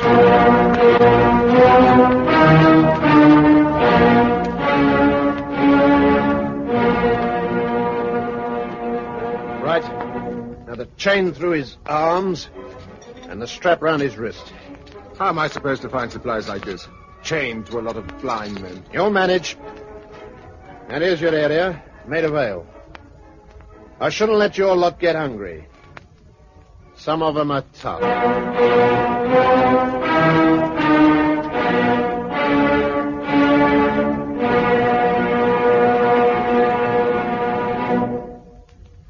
Episode 4, Dead End. The morning after we settled in at Swiss Cottage, I found that the 2 men who'd been taken ill in the night had died, and that now 3 more of the party were ill. I made them as comfortable as I could, and we set out to find food. I led the party, still chained to Mac and Alf, and the remainder followed in file, their hands on each other's shoulders. Alf called out the step to stop them falling over each other. Right. Hey. Pick 'em up, pick 'em up. Where are we now, Gov? In a side street running downhill. There should be shops at the bottom. We're wandering around like lost souls. What do you expect? If you'd let me loose, I could drive round till I found a good place and then pick you all up in a truck and bring you along to do the loading. This way's bound to be slow. He's got something there, mate. Aye, an easy getaway. I wouldn't say you're wrong. Suppose I gave you my word. There's no man's word worth tuppence. We're in the jungle now. Come on, pick up the step. Left, right, left, right. We're coming to a corner. Get ready to turn left. Yeah, when you say. Stop! Here, give us a bit of warning, can't you? Shut up! 100 yards down the street, there's a group loading a truck. They're outside their area. They aren't our crowd. The man in charge, a red-haired chap carrying a rifle. Get down! He's seen us. Down! What is it? What is it? What's up? What's up? Max had it. Turn back, the rest of you, and go up the hill as if nothing had happened. Come on, mate. Run for it. No, he's coming towards us. Okay, I've undone Mac's strap. We're free of him. This way. Round the corner. And in here. What is it? Garden. Now down. He'll shoot us all. No, he won't. He only wants me. Oh, yes. Where's the key to these handcuffs? In my pocket. Let's have it. Look, mate. Alf, I'll crack your skull with a chain if you don't hand it over. There you are. Good. Now keep quiet.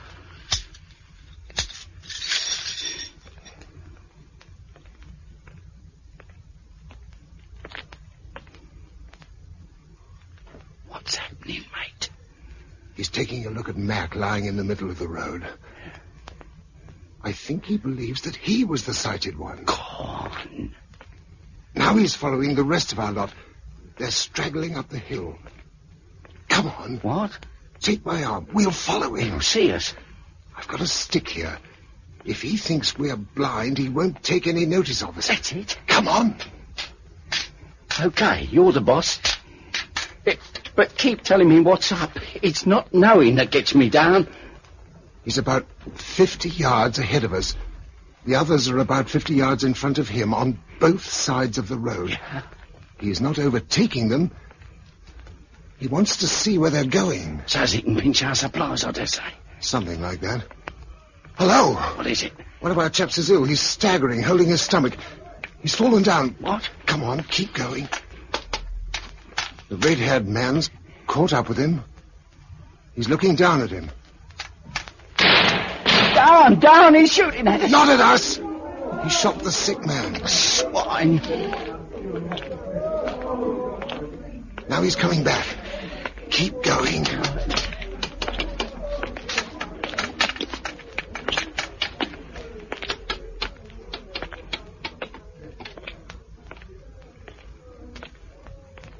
He's gone past. Come on. We've got to get a move on if we're going to get the others back to the hotel before they get too dispersed. Do you mean you're not going to leave us? Sorry to disappoint you, Alf. I thought I could when you had me chained, but now I'm free to go. I seem to have been landed with a baby I can't drop. Pity old Mac couldn't hear you say that. He'd have died of shock. All right. That's the lot of you. Now feel your way round here to the tailboard. Got the leader, Alf? Okay. Up you go, chum. Follow him on. That's it. Now, and the next. That's it. Pass right down the car, please. Oh, he's steady. Don't kick the conductor in the teeth. He's doing his best. Another. Is that the lot, Bill? That's the lot. Tailboard up. Yeah. I'm getting handy at this. It's nothing like practice, eh? Let's see if I can get back to the cab on my own. There's a real wheel. Right. Here's a petrol tank. Oh, that's a step, yes. OK, I'm there.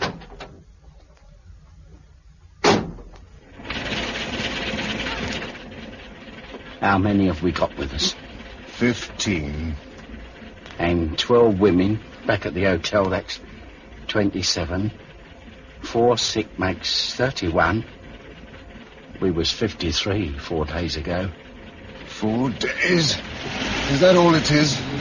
What do you reckon this is we're all getting? I don't know. It's come on too quickly for typhoid. Could be plague. Plague? I don't know. Oh, looks like solving most of our problems anyhow. That's looking on the bright side with a vengeance. Oh, well, keep cheerful. What are we going to try for today? Tin milk, biscuits, candles, and paraffin. Oh, we got 40 gallons of paraffin yesterday. We need more, much more. Why? No time to dig. Oh, that. Yes. Not that it makes much difference what you do. It's more of a taste than a smell. Yeah. Was you in the war? No, too young. I never thought the whole of London had put me in mind of the Falaise Gap 2 days after the battle. Oh, here I'm getting morbid. Where are we going, anyway? Up towards the Heath. We haven't tried that yet. Ah, to get a bit of fresh air, too, eh? Yeah, pity it wasn't bank holiday. We could have had a free ride on the Dodgems. You think of everything. Yeah.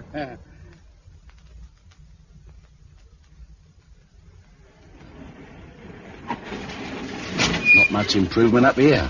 Ooh. No, there are more dead bodies lying around here than in most places. Yes, is the shop okay? Seems to be. Hang on there in the back while I open up shop. All right. Someone's been in before. They haven't taken much. The ham's gone off. Yes, you're by the cold meat counter. Oh, that's it. Stay there while I see what's in the bag. Hi there.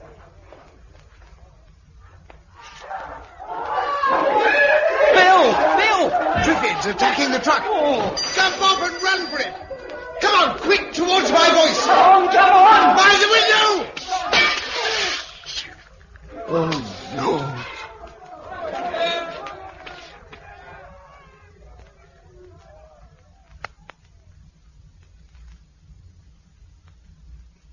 Gurney? Bradshaw? Bradshaw? Williams? Here. Foster? Higgins? Here. Travers? Kendrick? Charlie's booted, sir. Forbes? Smith? Here. And that's the lot. You didn't call my name. Sorry, Lucy. Are there any more women upstairs? Not now. 7 of us, all told. And all my fault. How do you make that? I ought to have known there were Triffids up in the Heath. I ought to have taken a Triffid gun up with me. You can't think of everything. Besides, the Triffids only got 8. You know what's taken the others. Yes, I know. Does anyone want anything? Otherwise, I'll go to bed. No, mate, we're okay. We don't need much. That's funny. The clocks, they still go on. Ah, them that's work by clockwork will, Lucy, until they're all run down.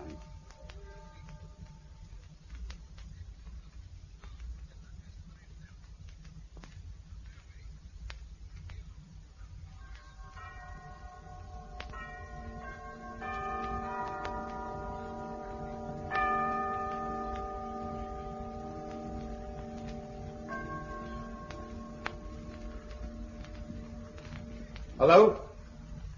Hello? Anyone there? Oh, hello, mate. You woke up, have you? What was that just struck? I don't know. It must be about 8 o'clock by the feel of the sun. Where is everyone?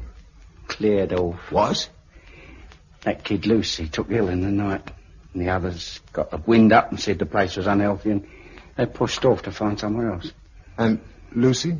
She died about 2 o'clock. Why didn't you wake me? Well, she was out for the count. See, there wasn't anything you could have done. All the same, I hate to think about being alone. I was there. Yes, why?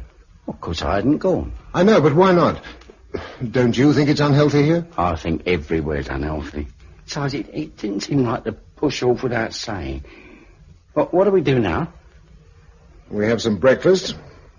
Then we make for Westminster. To find your girlfriend, right? Dead right. Yes, you've got a funny way of putting things sometimes. Hand me that tin opener, will you?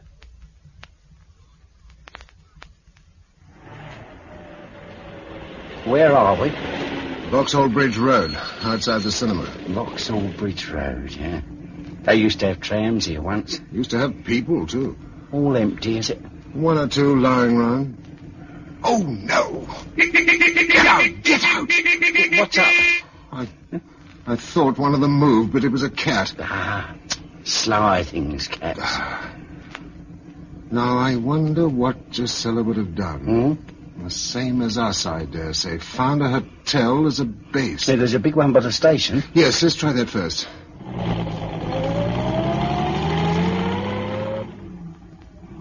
Are all the buses still in the station yard? Yes, all standing there empty.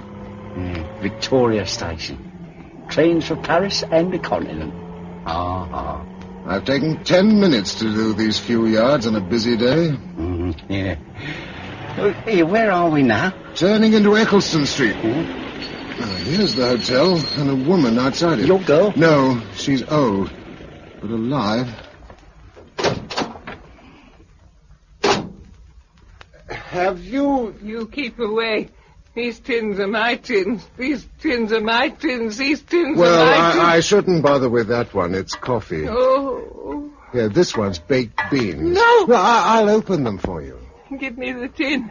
Give it. Were you with the party? Give me the tin. Tell me, then, were you with the party? Yes. Led by a girl? Give me my tin. In a moment. Was there a girl who could see? Yes. Now give me... What happened to her? They all got ill and died, and then she went away. Oh. She wanted to take me, but I wouldn't go. Where's the point? When did this happen? Yesterday. Give me my tin. Is that all you know? Yes, my tin. Here you are. I've opened it. What's the matter? I can tell you that, mate, even without eyes. They've got it down here, too. Best come away. Oh, wait. Oh, and I was hungry now. I don't want my tin.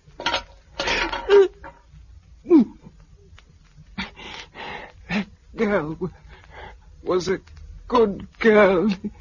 She stayed with us. Now go.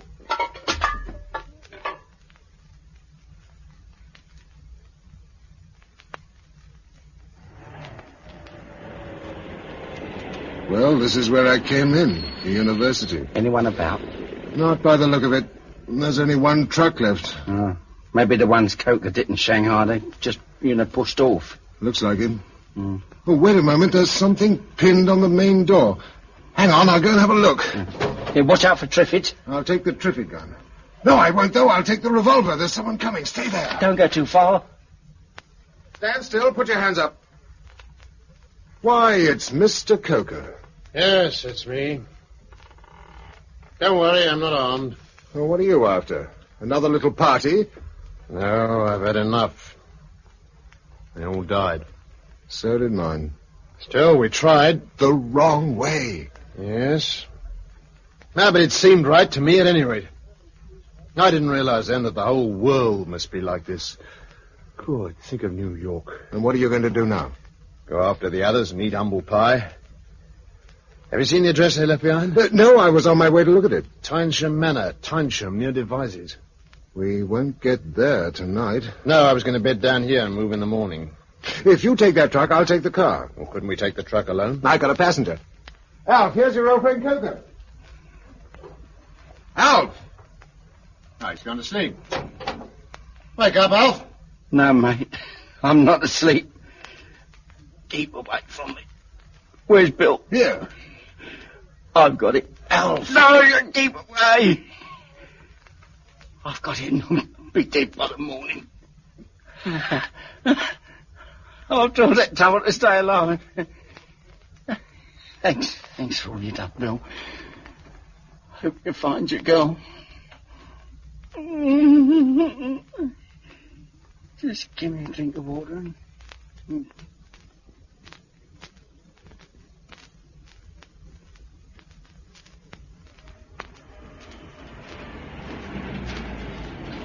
Time for food?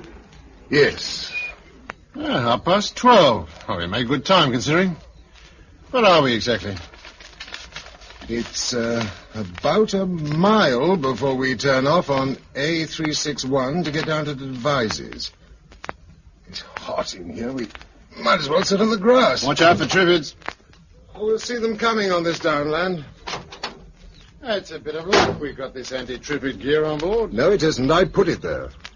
That's why they didn't take this truck. They thought I was an alarmist. Biscuits? Oh, thanks. What's to go on them? Pate. Beer? Ah. Here's the opener. Here, where'd you find these tankards? In the Athenaeum. Oh. Bishops have drunk from them. I feel better. It's getting to London. Yes, out here it might be any summer's day. Less traffic. There were an awful lot of people on this island. Don't start telling me it's all been for the best. No, but something was bound to happen sooner or later. That's what Michael Beadley said. Who's he? The chap who was leading the university group.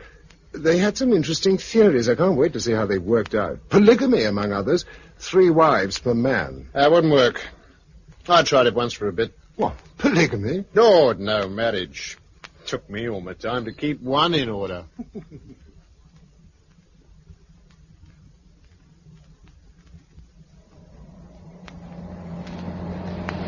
Oh, we're just about there. Should be on the other side of this wall. It's a stately home by the look of it. Well, there's the gate. Steady. What's this, a hold-up? Stay where you are. Then don't point that gun at us. Is this Tynesham Manor? Stay where you are. You really might take your finger off the trigger. Where do you come from? And how many of you are there? Just the 2 of us. We've come down from London to join the party. What's in the truck? Supplies. All right, pass. You'd better report to Miss Durrant. She's in the dining hall.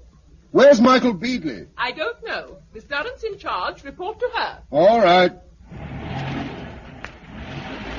Who's this Miss Durrant? As far as I can remember, she was the one who rebelled against polygamy. Something's wrong if she's running things.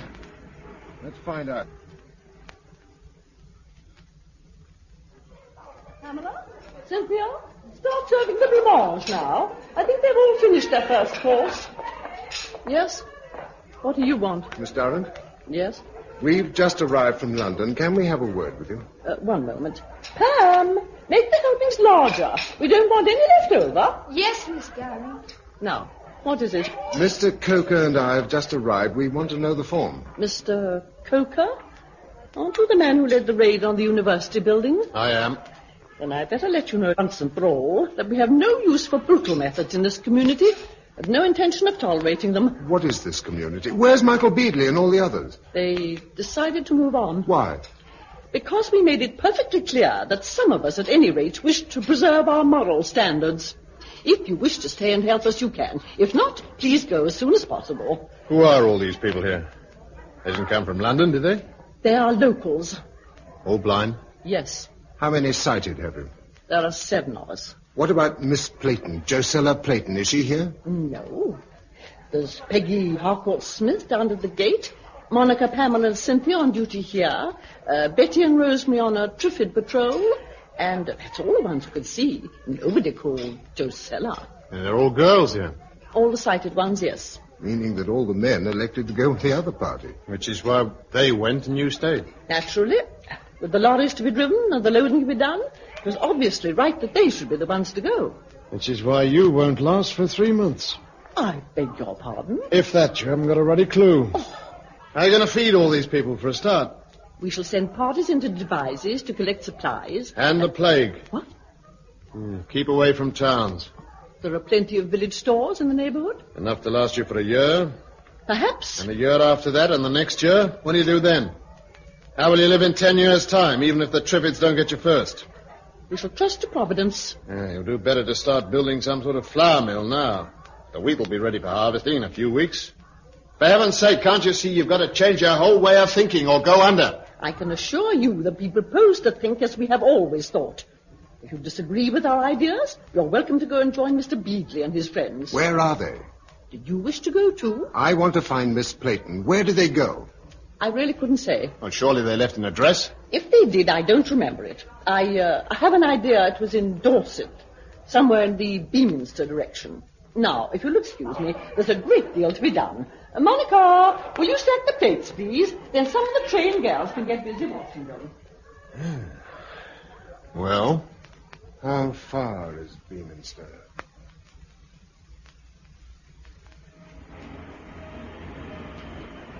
Where are we? Steeple Honey. Where's that? In Somerset. It's pretty. To look at. What the blazes has happened to everyone, Bill? I mean, I can understand them getting disease in the big towns, but you'd expect people to be alive out here. There have been accidents and suicides? Well, not all that many, surely. We've come 50 miles now without seeing a living creature except a few sheep. And the dickens of a lot of Triffids. Yes, more and more of them. You've noticed that, too. Why is it? I've been wondering. I don't know. Hi! Hi! Is there someone there? Well, we've broken our duck as far as people go. Over there in the pub. Upstairs window. Oh, yes.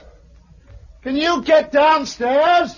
Coming now! He's alive. Why aren't the others? Oh, he kept his head. They lost theirs. I don't know. We may as well take a drink from him. Where are you? Coming over. Look out! Triffid! The Triffid gun. Here.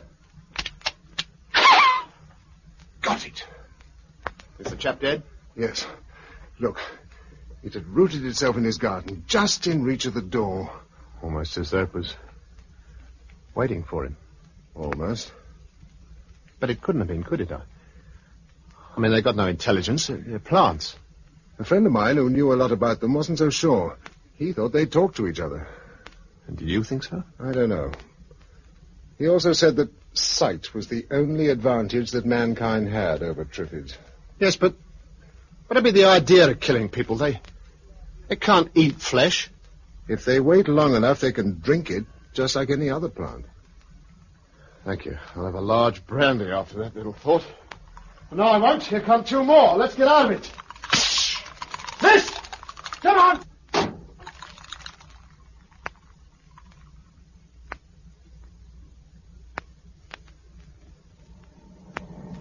Beaminster welcomes careful drivers. Let's hope somebody else does, too.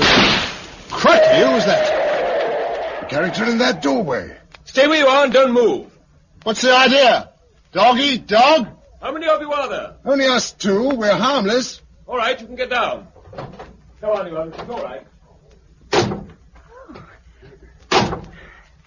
But who are you? Where do you come from? Have you any gin? What's happened? You mean you don't know? Well, only that we were all in a car smash a week ago and taken to the cottage hospital. When we came round the next morning, everybody else was blind. Oh, my name's Stephen Brennell, and I'm supposed to be a stockbroker. This is Vera Paul, a girlfriend of mine, and this is Sid Farrer, who used to run a radio shop. Pleased to meet you. My name's Bill Mason. This is Jack Coker. How do you do? What about the others? Well, they're up at the manor. They broke their legs. Who? The others who were in the accident. But haven't you seen a large party? A man called Michael Beadley's leading them. No, not a sign. We've been all round, 15 or 20 miles radius. Oh, my boy, we've been ahead. Miss Durrant. Bless her. Look, supposing you come back to the manor with us. Then we can all put each other into our respective pictures. Oh, fair enough. Lead on. Then you see I've started the machine gun so that it fires from this window covering the drive. And a mortar here to deal with anybody beyond the shrubbery where we can't see them. Well, that takes care of this side of the house. But why? Well, there's bound to be trouble sooner or later when stocks run low in the cities. We've been expecting gangs out any day. You haven't seen the cities. They're emptier than the countryside. What? Do you mean nobody in them? Yes, darling, that's exactly what he means. Well, that only shows what I've been saying all along. We've got to wait for the Americans. What Americans? Well, they're bound to come sooner or later. I mean, you know, like in the war and the food parcels and all that. They won't be coming this time. How do you know? Well, because they were all out watching the comet or whatever it was as well. They're as badly off as we are. Maybe worse. They had more Triffids and less canned food in these deep freeze days. But all the same, they are the Americans, aren't they? I mean, they're bound to come sooner or later. Look, you've got to get it into your head. There are no Americans. But there must be Americans. It's no good. You'll never convince her. Here, have a drink, darling, and keep quiet, eh? I believe it, though. That's why there is nothing on the shortwave. It's a Bit paralyzing. What the blazes do we do about it? Oh, can't we just stay here and wait? No, we very well can't. I don't swear at the girl. No. I'm sorry. I'm apt to blow my top a bit. Ask Bill here. He's noisy but harmless. Oh. Yes, it was being noisy that saved me. I never told you that, did I? On the night of the comet, I was down in Rotherhithe doing a bit of organizing in a strike. The police turned up, so I hid in a cellar all night. Crime pays. And all the same, if we don't stay here, where can we go? My suggestion is Tynesham, where we've just come from. Why? Oh, I know you've got the girl to look for, Bill. That does give you a reason for swanning about the country. But for the rest of us, there's no point in staying here until our supplies run out. That'll take some time. Yes, but by that time, we must be self-supporting. Well, there's some good farmland round these parts. But there aren't enough of us to farm it. Well, I don't know. We might make a go. It's not good enough just to make a go. You've got to realize that this will last forever, that you've got to make entirely new lives. Oh? Look, one of the things man must have if he's to progress is leisure. Leisure. Time to learn, to study, to experiment. Oh, that's true. There are only 6 of us here. We may get 1 or 2 more in, but even that won't give us enough. Well, it means that every single person will have to work all day just to keep himself alive. Well, there's lots of machinery lying around. Yeah, but in a few years' time, there won't be any petrol or oil. We'll have to find horses and breed from them and learn how to shoe them. Then later, we'll have to learn how to smelt iron and make horseshoes. Some job. When the candles give out, we'll have to live in the dark unless we've discovered how to make fresh ones out of tallow. Candles are made of wax. I do know that. And wax is made of paraffin. Now, we got a chance to live on capital for a few years, but if we don't take the opportunity it gives us to learn, we should become peasants. Our children will be savages, and theirs will be back in the Stone Age. Yes, but how will going to Tynesham help? Well, there's more than 60 people there. Most of them are blind, but they can be trained to help. We'll be a society, growing and developing, instead of a desperate garrison with nothing to look forward to. Are you on? Yes, I am. Me too. Is it a very small place, this Tynesham? Oh, it's on all the best American maps. Oh. Well, let's have a drink on it. Miss Durrant will be surprised. If she doesn't like it, she can go and dance with the Triffids. Have you had much trouble with them round here? Oh, we certainly have. But we've found something that really scares them off. Oh? Yes. When we were collecting our weapon supply at Bovington, we picked up a couple of flamethrowers. One tickled with them, and they keep well away. Just as well. You can shoot at them all day, and they don't mind. Not any more than a tree would. Well, that's what they are. Oh, I know, but you sort of forget it when you see them sitting around waiting to take a smack at you. There's half a dozen in every farmyard round here.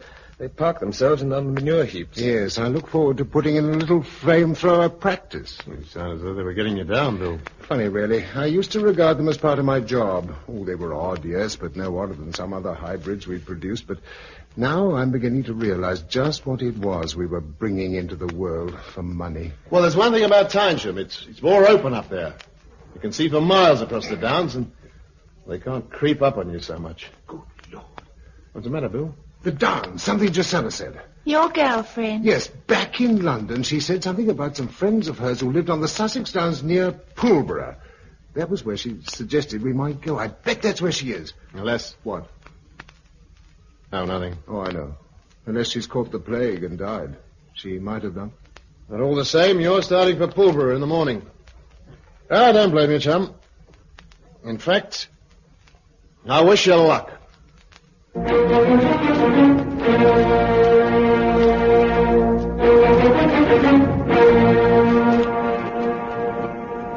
That was episode 4 of The Day of the Triffids, a serial for broadcasting in 6 episodes by Giles Cooper from the novel by John Wyndham, with Patrick Barr as Bill Mason. Production for the BBC is by Peter Watts.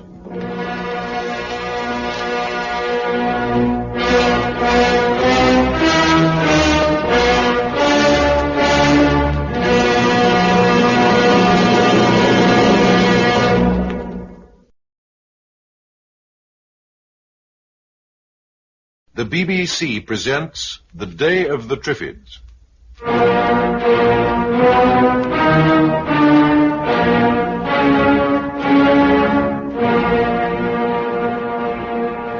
Downs, of course. Josella said something about some friends with a farm near Pulborough. I bet that's where she's gone.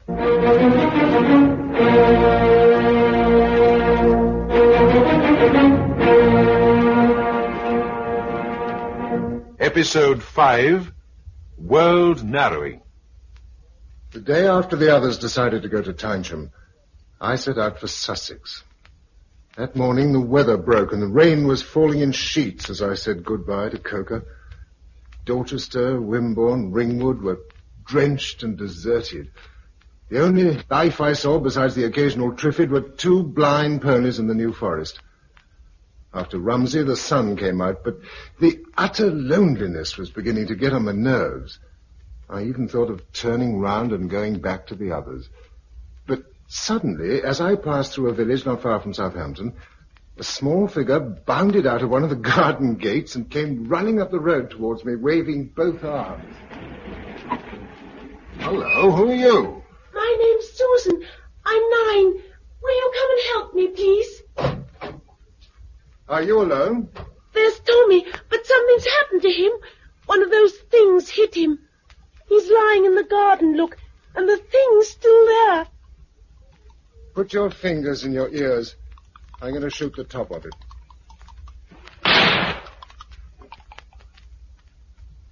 Is it dead now? Yes. Horrible thing. Was Tommy your little brother? Yes. He's only 6. He went out to play. I'm afraid he's dead. Poor Tommy. Shall we bury him? Yes.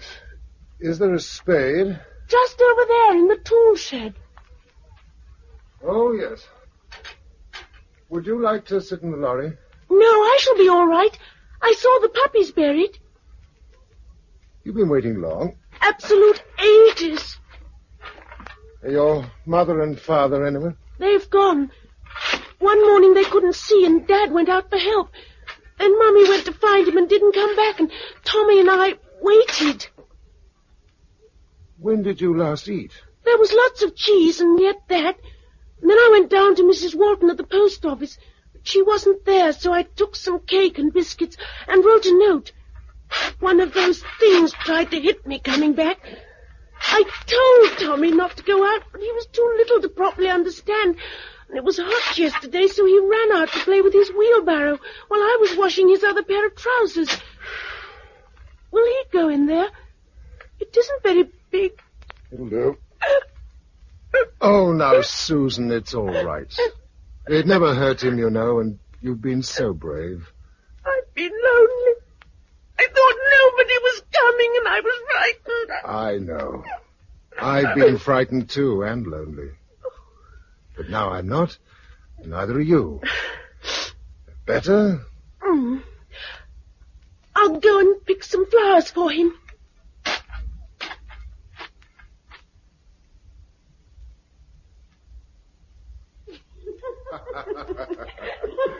What else would modern like? A purple velvet tea gown trimmed with lace, a hat with fruit on it, or a nice comfy corset. You are funny. Oh, thank you, Susan. Now, if you've got all the clothes you need, we'd better push on. Chichester's a nice town, but we're a long way from where we're going. Where are we going? To find a farm near Pulborough. What for? I'm looking for a lady. What sort of lady? Is she pretty? Yes. Good. Come on. We don't want to wait around here. No, it smells, doesn't it? It does. I suppose it's all the dead people. Yes. There was one in that shop. I know. She hadn't been stung by one of those things, though. She'd fallen down the stairs and broken her neck. I looked. Oh, dear. You don't want to worry too much about these things. I wasn't. I said, oh, dear, because it's going to rain again.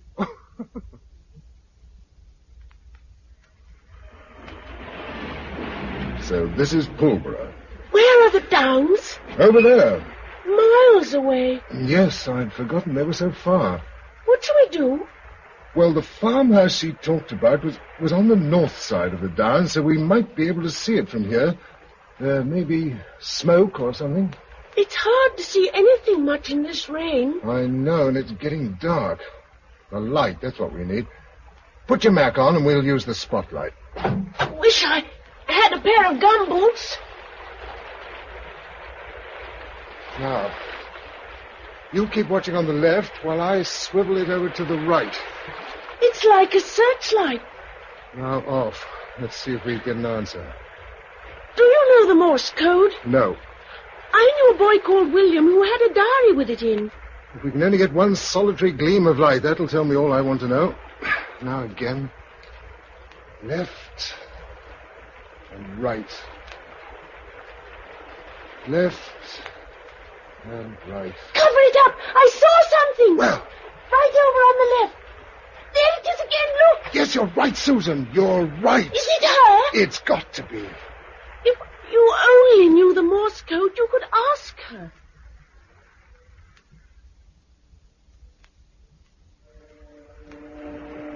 Can you still see it?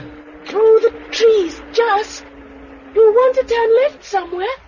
Can't see a thing. There, a signpost. And the light's right ahead. There's someone standing by it. Is it her?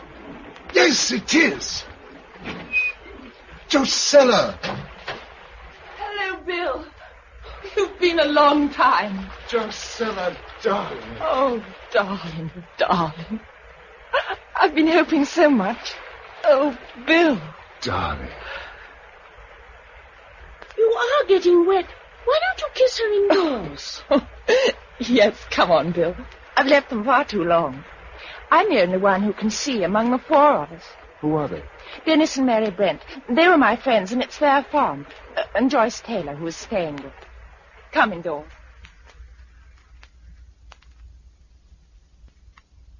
Then after they'd all died down in Westminster, I went up to Hampstead to try and find you, and then on to the university. I went there, too. I sheered off pretty quick when I saw that man Coker prowling round and came straight down here. Coker's all right. He wouldn't have harmed you. I didn't know that then. Thank goodness you didn't.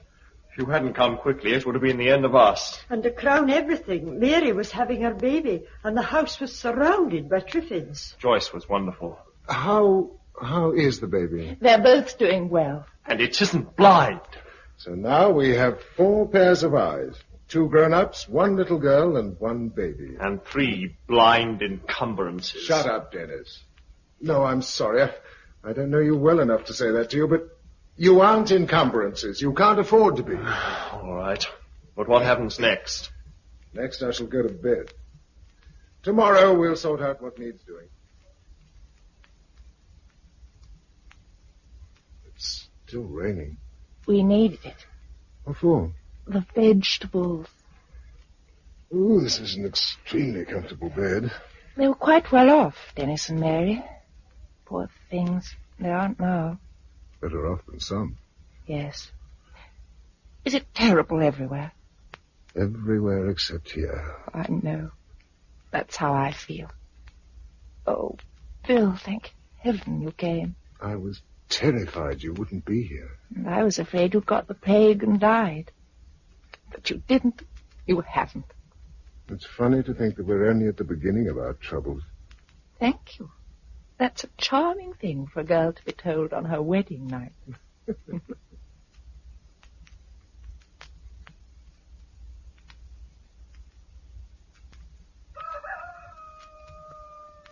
What on earth's that? Oh, hello, darling. You're up. It's past milking time. You've been doing it? Yes, I'm teaching Joyce. But it's tricky for her, especially as the cows are blind, too. Hello? Can I come in? Isn't it a lovely day? Can I go out? Yes, I suppose so. No, wait. Let's see how many Triffids there are sitting round. They tend to come nearer in the night. Oh, there's one by the gate. Another in the head. 2 by the cow shed. Beastly things.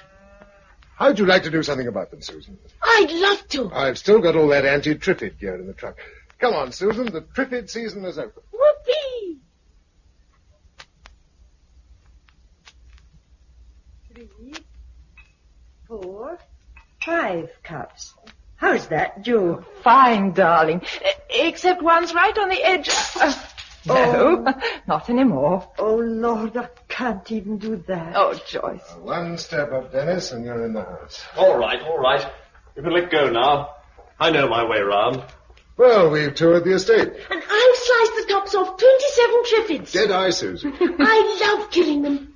I'm going to go out every day, Gisela, and kill as many as I can and keep a record, can I? I shouldn't think there'd be many left soon. They'll last for a bit. Tea up. Nearly, but we'll have to hurry. With the cows to get in, the baby to bath. I can do that. Not yet, darling. The butter to make, the water to draw. And I've got to unload the truck before tomorrow. Why? Where are you going? Out on the scrounge. Farm implements, petrol, all manner of things. Can I come? No. There's a lot of heavy carrying to be done. Are you up to it, Dennis?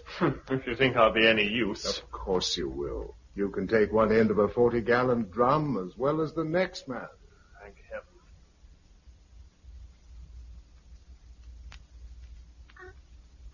You know you're 2 months old today. Yes, you are.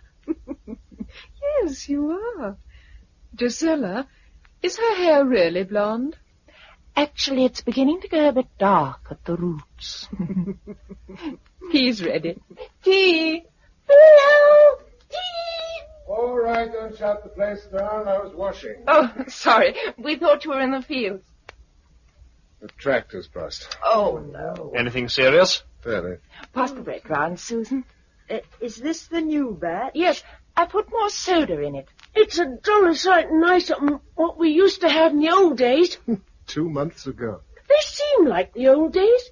Do you know, I bagged 40 Triffids today. That makes my total 217. And still they come. What's the matter, Bill? Well, just thinking. I'll come over tomorrow if you want tractor fuel. No, I'm going on another trip tomorrow. Coal? No, I'm going over to Tynesham. That place in Wiltshire? Bill, why? To fetch back 2 trucks and their drivers. You mean you want us all to go over there? Yes. I'll start early and take the sports car. I should do the round trip in a day. But I like it here. So do I. Besides, we've been making a pretty good go of it. No, Joyce, we haven't. We've all been working our guts out to keep the place clear of Triffids and producing just about 1/16 of what we eat. We're storing nothing. We've stocked no firewood for winter. We're getting nowhere fast. We shall manage better in a larger community. But... Besides, there's another reason. Joe... Well, it's a bit early to announce it. But I'm going to have a baby.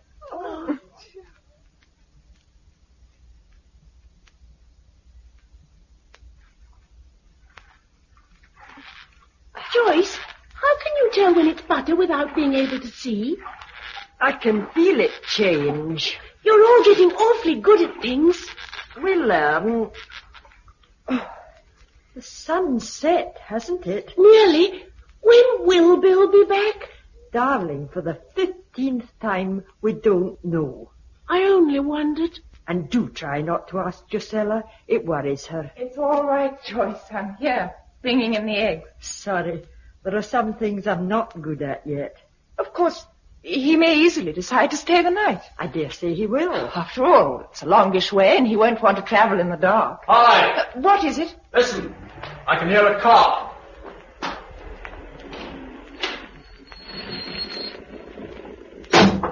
Oh, Bill, darling, how marvelous. You just made it before dark. Yes. Hello, Joe. Hi, Bill. Good trip? I got along pretty fast. What's wrong? We won't be going to Tynesham after all. It's finished. Finished? They got the plague by the look of it. Oh. Some must have got away because they took the trucks. I think they'd left a message on the door, but it had blown off all except one corner. Anyhow, there was nothing alive in sight except a few Triffids growing in the drive. Then what do we do? We stay here. We learn how to support ourselves, and we go on supporting ourselves. For the rest of time, if necessary.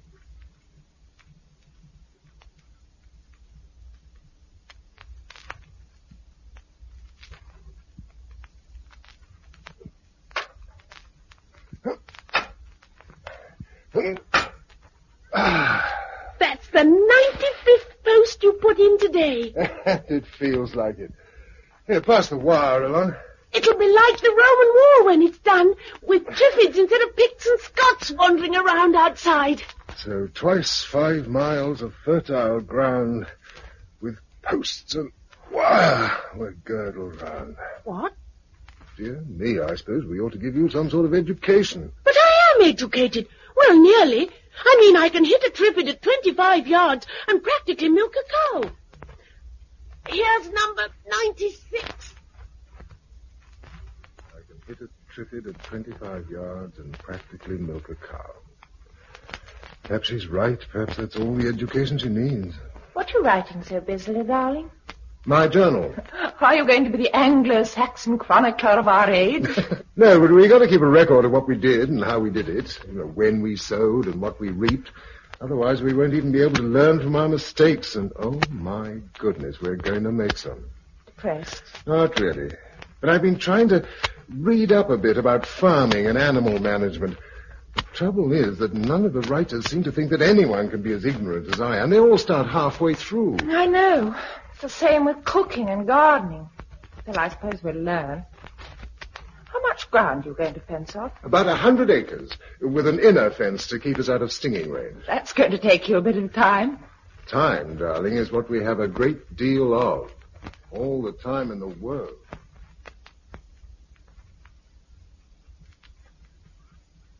September the 24th. We've completed the fences, and all Triffids are now outside where they can stay. This means that Susan can now spend more time on farm work. She's bitterly disappointed. We've harvested 20 sacks of corn, which we winnowed in a rather primitive manner. I must now find out how to grind flour. Perhaps a windmill. I saw a covey of partridges today flying over the stubble, but had no gun. The 12th of December. I'm writing this because Bill was knocked down and trampled on by a horse he was trying to catch.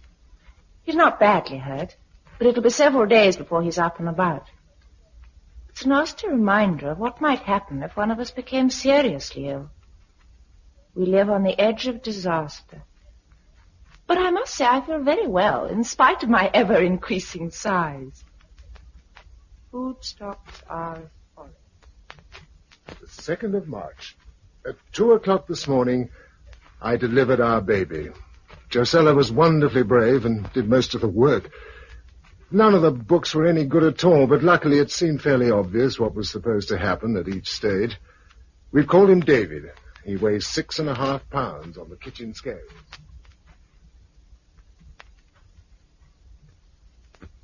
8 buckets, 12 dozen nappies, 1 pig trough. Spelt O-U-G-H, like plough. Why? I don't know why, it just is. Oh. Lord, it'll seem funny going to a town again. Oh, go on with the list, Susan. 1 gross razor blades, 20,000 vacuum-packed cigarettes, 10 pounds ditto tobacco, 10 tins ditto sweets. I didn't put that in. I did. That's fair, Bill, if we're having cigarettes. Besides, I like sweets too. Oh, do you, Mary? All right, carry on. That's the lot. Good. Now, there should be quite a bit of space left over if we take the 10-tonner.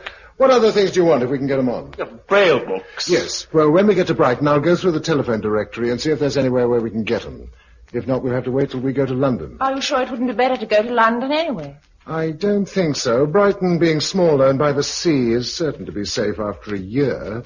London's still a slight risk. Besides, it's a jolly sight nearer. Any more requests? If you could get a hand loom and some yarn. Oh, and a potter's wheel and clay. Jumpers. Home perm outfits. A gramophone for the long winter evenings. We might have a cine projector for the children. Oh, yes, and a film camera and take films of us all. Or why not what the butler saw from the Palace Pier while we're about it? Why not?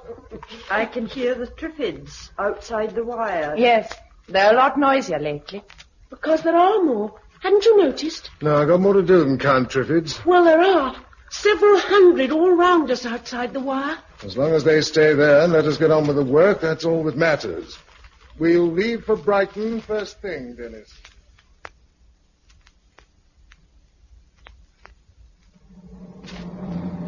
It feels like a good road. It is. Remember it?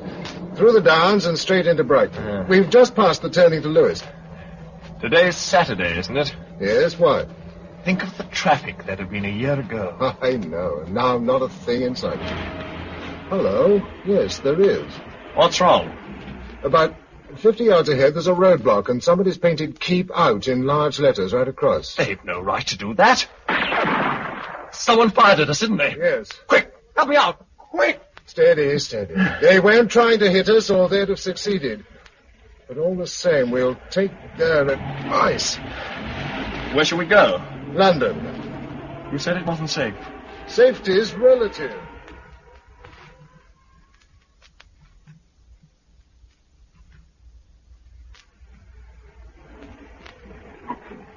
Where are we? Top of Lower Regent Street, looking across Piccadilly Circus. At the clock. One of its hands has fallen off. Is Eros still standing? Yes. Well, go on. Tell me more. I want to know what it's like. Like Piccadilly Circus empty. Sometimes when I lived in London, I used to get up early in summer and walk. About 5 o'clock on a summer morning, it was just like this. Was it? There's a musty smell. That's the chief difference. All around, on the steps of Eros, at the entrance to the London Pavilion, under the colonnade in Regent Street, there are little heaps of clothes with bones sticking out of them. And you say it's no different. Well, let's go shopping, shall we?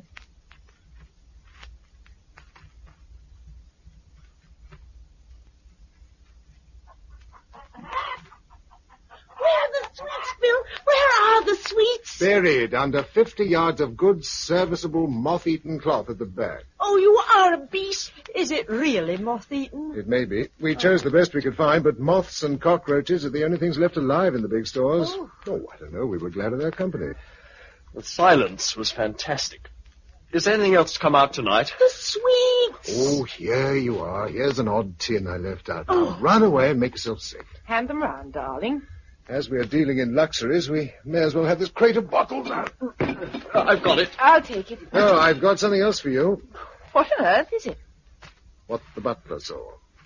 Bill, it's the Rokeby Venus. Plus a Canaletto, a Constable, and a Franz Hals. Well, nobody seemed to want them, so I pinched them from the National Gallery.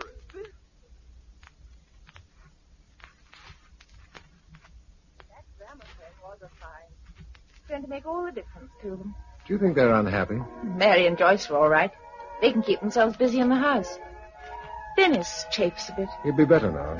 He's learned quite a bit of Braille already, and we brought back a stack of books. He's not the type to spend his time reading when everyone else is working. It'll be his work. I want him to read up all the medieval stuff he can find. What? I want to know exactly what villages did in those days, or what they used for soap and sugar, and buttons and needles and cough mixture. Are we really going back to that? If we can't, it's going to be a poor lookout. Oh, Bill, I wasn't made for this kind of life. It's dreadful. Darling. Oh, Bill. Oh, I'm sorry. Self-pity. Revolting. Must be the gin. And the music. After all, we've survived a year, and we're better off than we were when we started. Better off by David, at any rate. Oh, and 1,000 things. There's the mill and the animals, and the garden really beginning to get organized. And you. Yes, as long as we stay together, I don't see how things can help you. What are we going to drink for breakfast when there's no more tea or coffee? Beer. Jolly good show. You, my girl, will go on drinking milk. Swizz, how will we make the beer? Brew it from barley. What's the lower field looking like? Pretty healthy. I've been thinking of pushing out the fence to extend it. By the way, who said there were more Triffids around? Me. You were right. I've never seen so many except in a nursery. What are they doing? Just rooted there, being Triffids, but more every day. I wonder why. Do you think there's a special reason? Of course there is. He brings them. Don't point. And why should I bring them? Do you think I whistle to them in my sleep? No, but you make most of the noises round the place, sawing and hammering, and they hear you. Oh, nonsense, darling. They're plants. They can't hear. All right. Look, Bill. Do you see that Triffid crossing the field down the valley? Yes? Fire your gun out of the window. Just fire it in the air. Anything to oblige the young.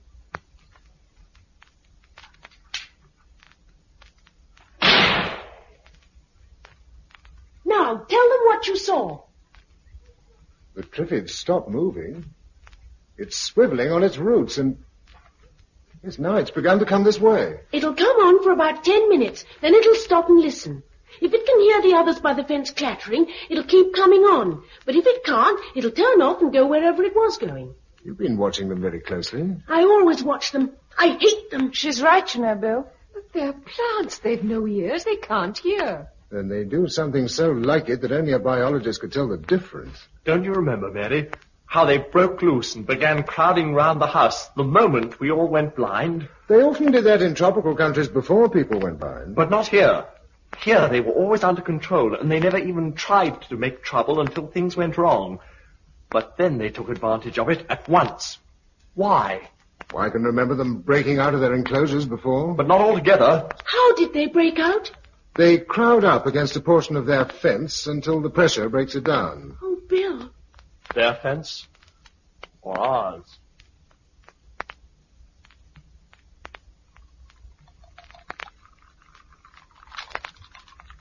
July the 1st. At last we found what we were looking for, an RAOC depot containing flamethrowers and fuel. I brought 4 back today, and with Josella's help we destroyed about 500 Triffids. August the 10th, busy harvesting. I've learned how to make a horseshoe which the horse apparently considers wearable. Notes opposite. We set fire to several hundred Triffids on the northern wire in an early morning drive. It is October the 17th and my 11th birthday. Mary gave me a rug she had knitted. We are getting awfully short of fuel for the flamethrowers and are going to try something else. I am doing the journal because W. Mason Esquire and D. Brent Esquire have gone to London to fetch sulphuric acid from a chemical works in Romford. Watch out!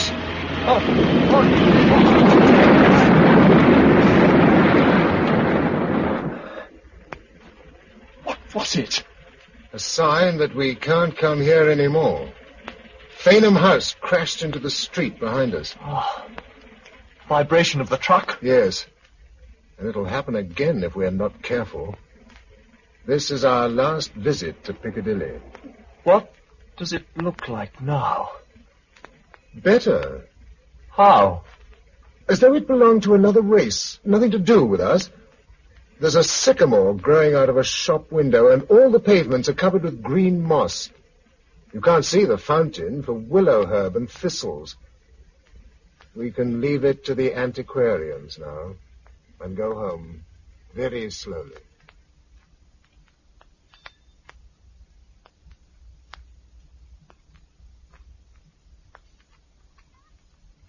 Oh, no. Not morning already.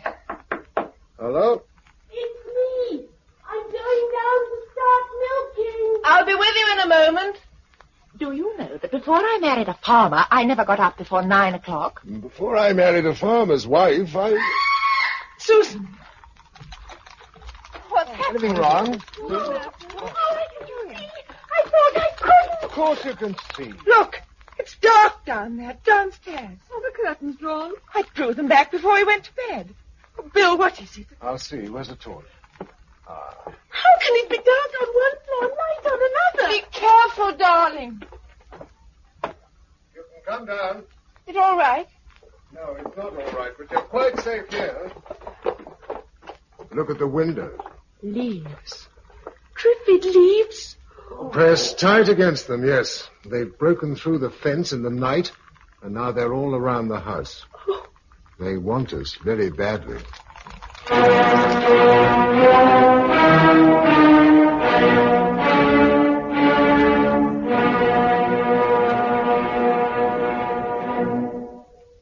That was episode 5 of The Day of the Triffids, a serial for broadcasting in 6 parts by Giles Cooper from the novel by John Wyndham, with Patrick Barr as Bill Mason, Monica Gray as Josella, and Gabriel Blunt as Susan.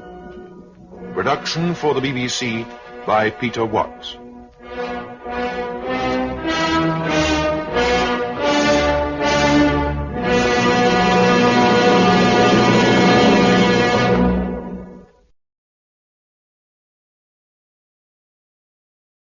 the BBC presents The Day of the Triffids.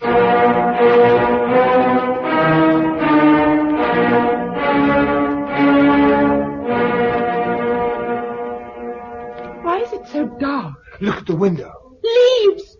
Triffid leaves! They've broken through the fence in the night, and now they're all round the house. Oh. They must want us very bad.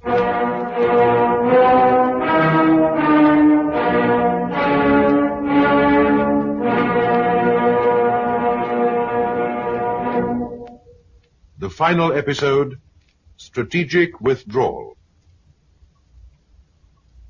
Flamethrower. Yes. Keep the window shut. Take your mask. I've got it. I'll keep the flame down as much as I can. Stand back while I open the door. Ready? Yes. Here goes then. He'll never get through. Are you all right? Shut that window! I got a mask and gloves. Oh, have they hurt you? No, bit of poison in my goggles, that's all. I've got the flamethrower. Some of them are turning back towards you. Let them all come. Here we go. Hooray! Hooray! Oh, Bill, hooray!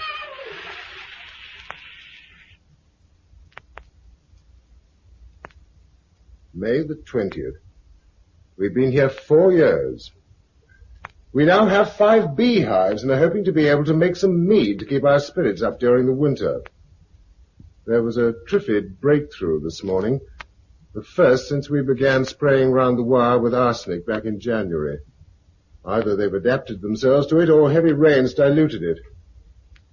Dennis suggests that we should try to get hold of a second generator from somewhere and electrify the fence every so often to stop them crowding against it.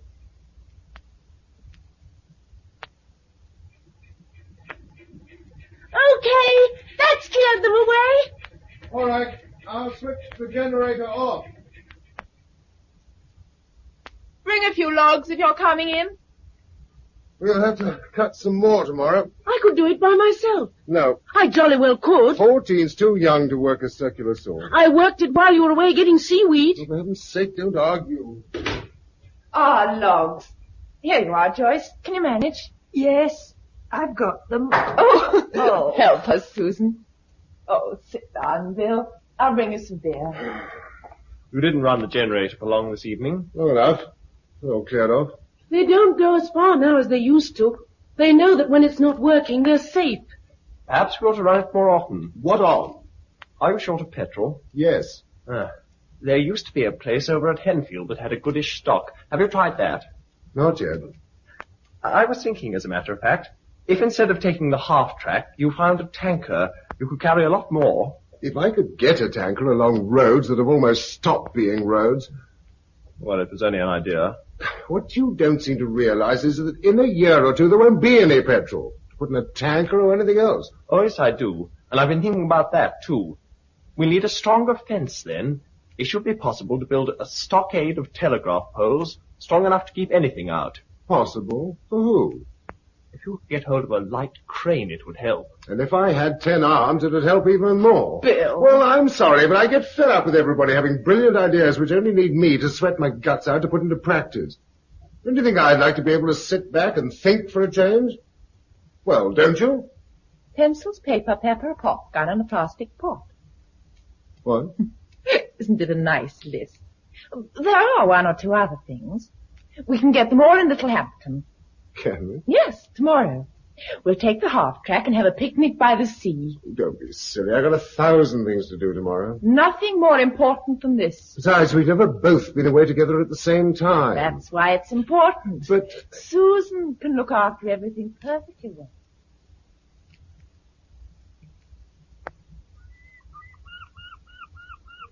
more birds this year. The sea must be crammed with fish, with nobody taking any.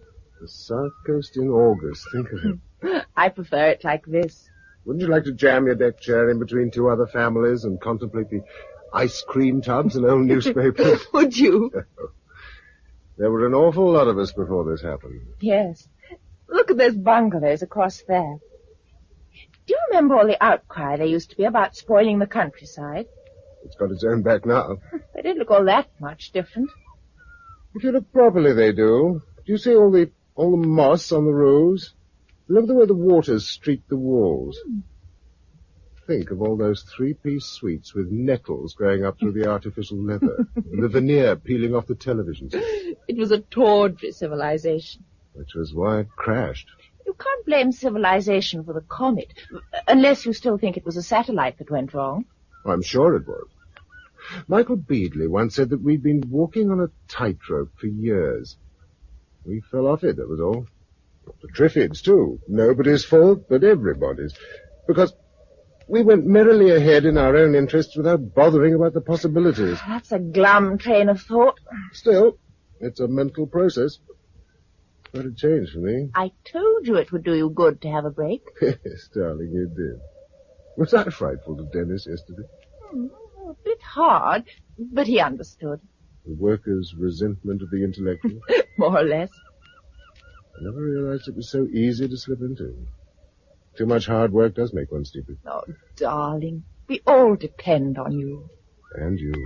And here we are lying in the sun. We might be worse off.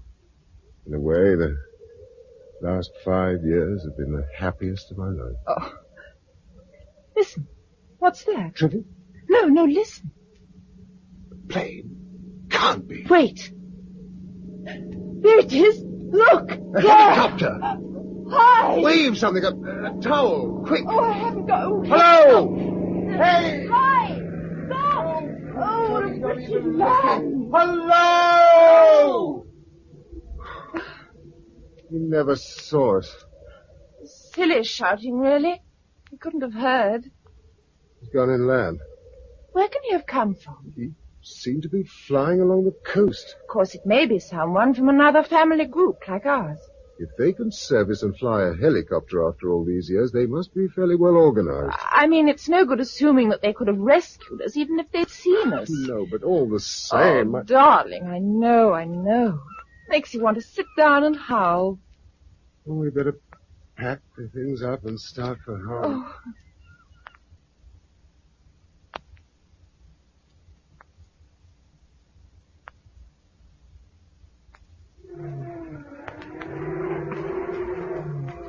Rear wheels look clear. That's better. What made me think this might be a better road, I do not know. It's not much worse than the other. Hop up on that bank and see what it looks like ahead. If it's too bad, we'll turn around and go the other way. Well, how do you tell if it's too bad? Or if you can see a road at all, we'll use it. Bill, here, quick. What's the matter? I can see the farm and a huge, great cloud of smoke. It could be Triffids burning. Oh, no, Bill, you know it isn't. They've had a fire and only Susan's left to fight it. Quick!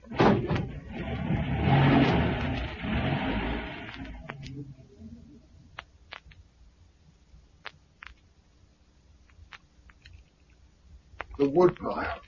Why should the wood pile be on fire? Oh, yes, Susan. Oh, thank heavens. Susan, what's happened? Look, over on the lawn, look.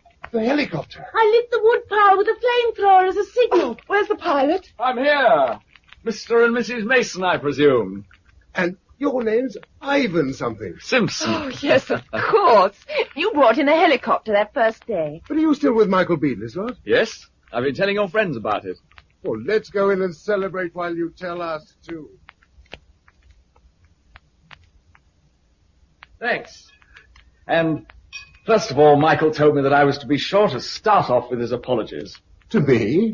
You were the only one who saw any danger in the Triffids, and he didn't believe you. But how did you know I was here? Well, we found out the rough location a few days ago from a man called Coker. Coker? Oh, I was afraid the plague had got him at Tynesham. No, he got away with some survivors. Maybe down in Cornwall. But what about you? Where did you go? Oxfordshire first. We were told Dorset. Yes.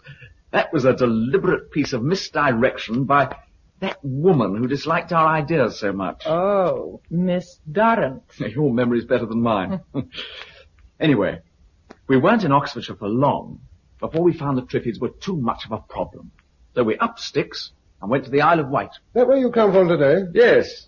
You see, once we'd wiped out all the Triffids on the island, there weren't any more. It took a bit of time, but the whole island's clear now, except for seeds blown over from the mainland, and we deal with those each spring. We're about 300 strong, with our headquarters in a country house near God's Hill. You've multiplied all right, haven't you? We've been recruiting from outside as well.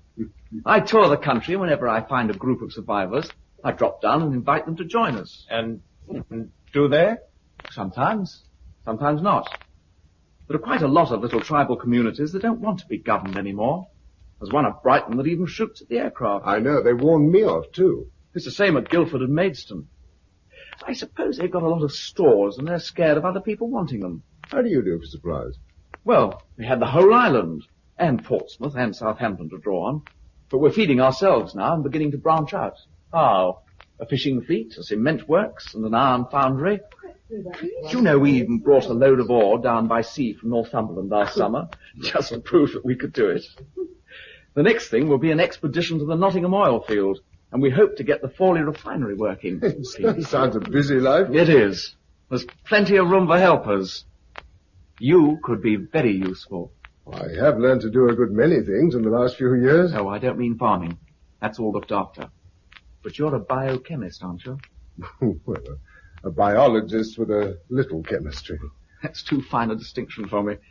The point is, Michael's been trying to get some research going into a method of knocking off Triffids scientifically. A selective killer? Something like that. If we're ever going to extend, we've got to find one. But the trouble is that the only people to work on it are a few who have forgotten even the biology they learnt at school. What about it? Would you like to turn professor? There's nothing I'd like better. Does this mean that you're inviting us all to your island haven? To come on mutual approval. What does that mean? Well, Bill and Gisela probably remember the broad principles laid down that night at the university. We still keep to them. All of them? Yes. How do you feel about that, Gisela? I made up my mind about it years ago. Don't you remember? You see, we aren't out to reconstruct. We want to build something new and better. Some people don't take to that, and it's better to let them go elsewhere. That sounds a pretty poor offer under the circumstances. Oh, well, we don't throw them back to the Triffids. No. There was a party of about 100 that split off from us and went over to Guernsey. They've cleaned it up and they're doing all right. If anyone's odd enough to prefer it. Sounds a bit dictatorial. Pioneer governments have to be. How's this council formed? The best thing is for you to come along and find out how it all works. Even if you don't like it, you'll find the Channel Isles a better spot than this is likely to be in a few years' time.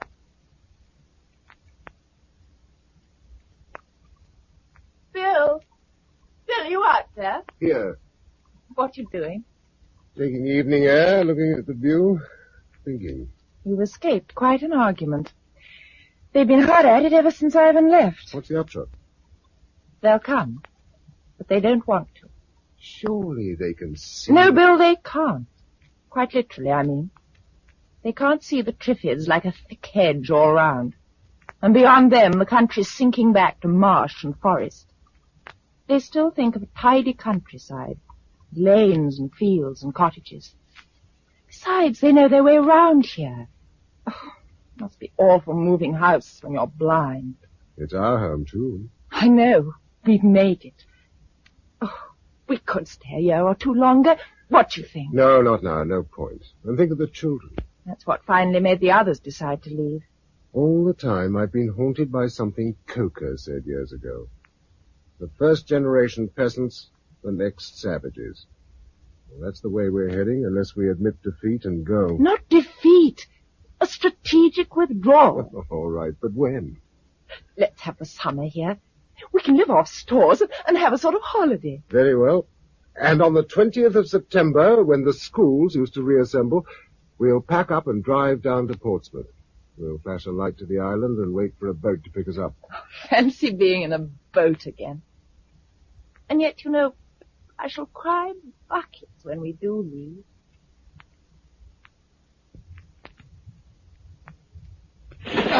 That's 20 sacks. 1 ton. Put up the tailboard. I'm sorry about this. Why? If I hadn't burnt the wood pile yesterday, you wouldn't have had to come and get coal today. All in a good cause. I shan't have to do it again.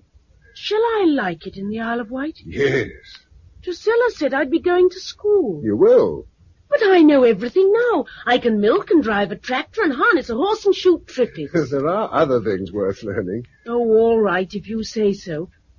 But I won't have to leave you, will I? No, you'll always stay with us. Now, come on. Let's go home and start our holiday.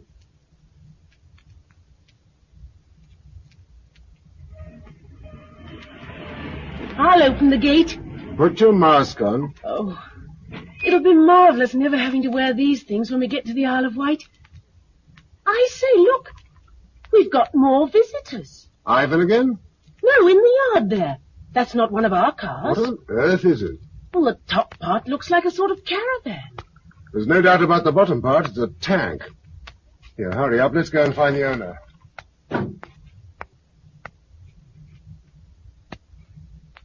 This is my husband and our adopted daughter. Bill, this is a Mr. Torrance.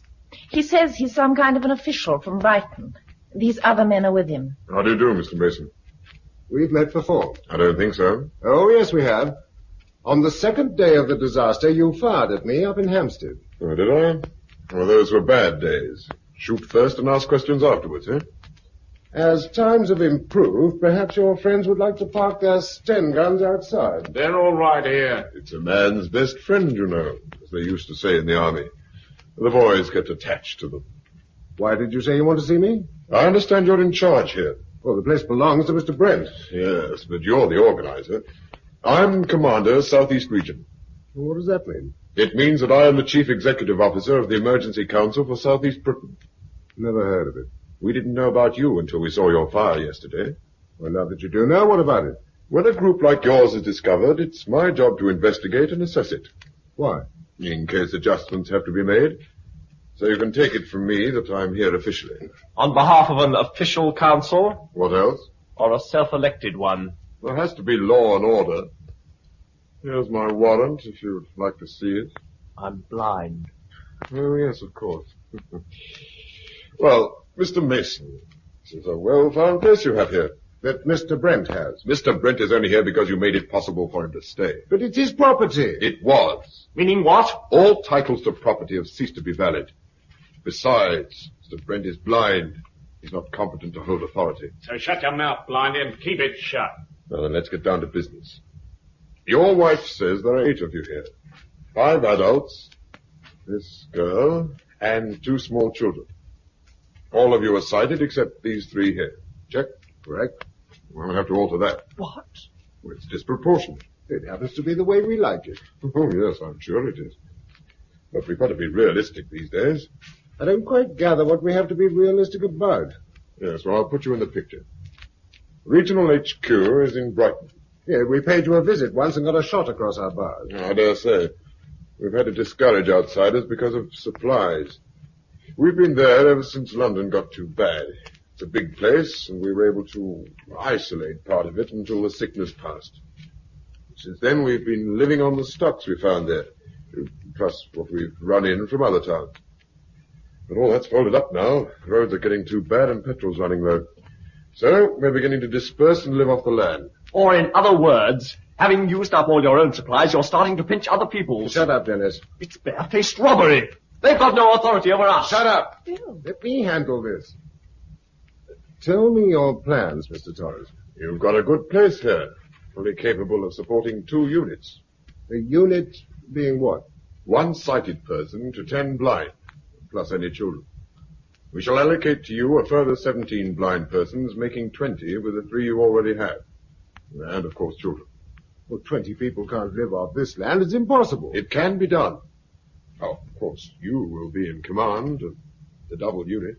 Supposing I don't choose to? Then we put someone else in. We can't afford waste in these times. All the same, I still say the land can't do it. It will.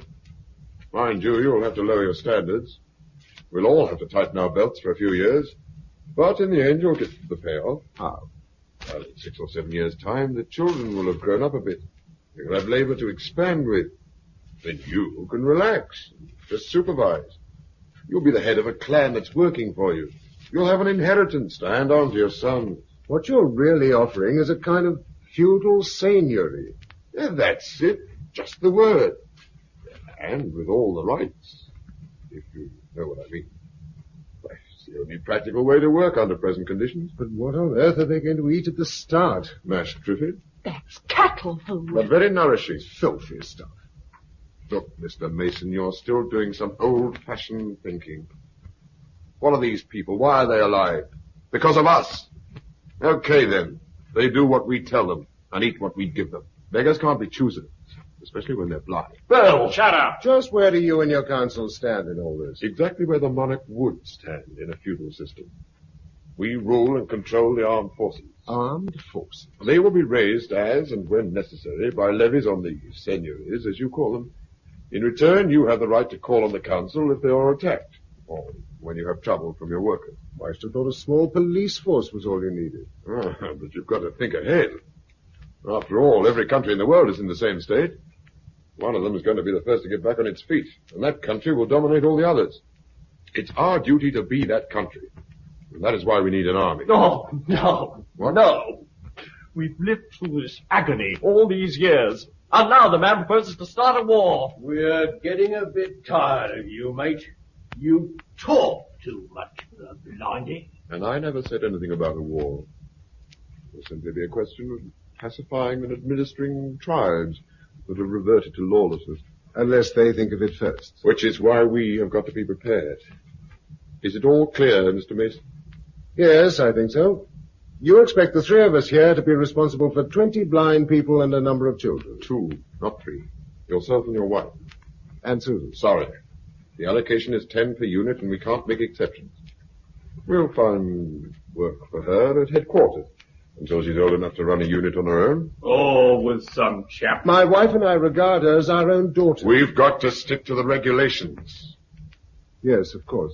Bill! Sorry, Susan, but orders are orders. Besides, you'll do all right at HQ, my girl.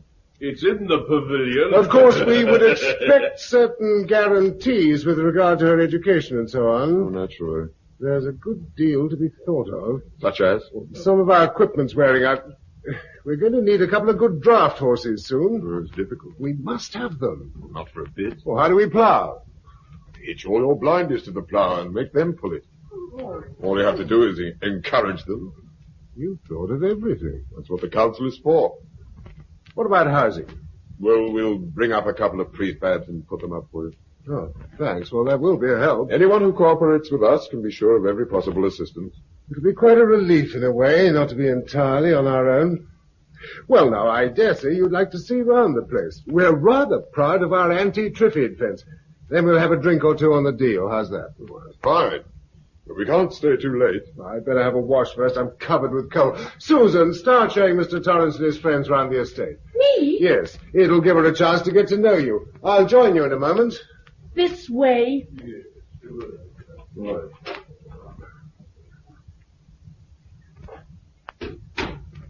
Bill. Oh, Bill, how could you? Quiet. Let him get away from the door. Now, make no mistake about it. Those men are very dangerous. We can't do what they suggest. Of course we can't. You really see me driving my serfs before me with a whip. But we're not in a position to give a flat no to a proposition put up by 4 armed men. Surely we don't have to give them such a hearty yes. I agree. For the moment we must. Now listen. I think their idea is to leave tonight taking Susan with them as a sort of hostage. No. And perhaps one of them will stay behind to keep an eye on us. Well, that is not what's going to happen. I'm going out to join them in a moment, and this is what I want you to do.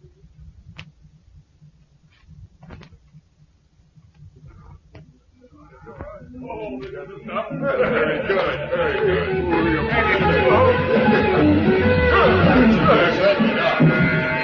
Good girl! Good kid! Hey, she can jive. Hey, now that's what it's called. I remember now. Rock and roll. Who's got an empty glass? Mr. Torrance. Was it mead or whiskey? Give him both. Boy, steady on. Oh, you can't have too much of a good thing, can you, Commander? Well, see, I'm a driving tonight. Cheers. You know, I like you, Bill. You're all right. Yes, you're all right. You've got a bit of sense. You know, some of these people don't have any. Do you know what? Some places we go, they don't want us. Tell us to go away. Well, that's true, Jim, eh? Remember Louis? Yeah, that's just what I mean. They told us to push off, but Louis told us. Well, what did you do? Lined them up against a cow shed and shot the rotten lot. Well, you've got to be firm. Any empty glasses? Yeah. You've got to show them who the masters are. Put another record on, Blimey. Coming up. And then we'll all go.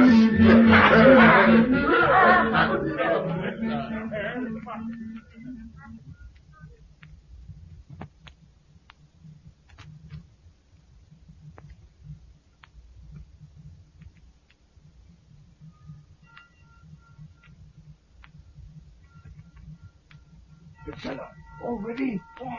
Are they asleep? Flat out. Down you come.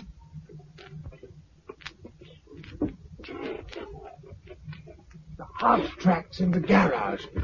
Mary, Dennis, Joyce, and Susan get in the back. You've got Jean, haven't you? Yes, she's asleep. Keep her that way. Shall I bring David in front? Yes, go on now. I'll follow. Mummy. Lock 'em in. Quietly. Is this the food? Yes, stow it behind you. Don't shut the door. Oh, hurry. All right in the back? Yes. Then hold on tight. I'm going to have to crash the gate. Here we go. Shut the doors.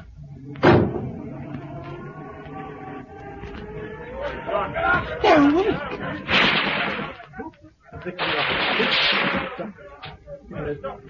Hold tight! We're through! Mind your eyes!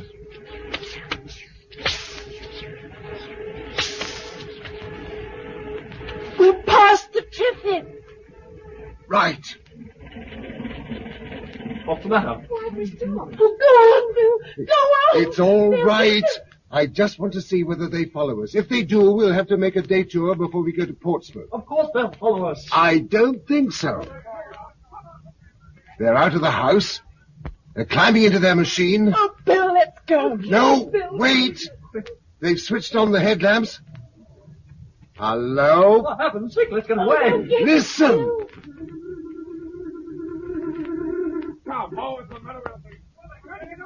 That's all right. What's happened?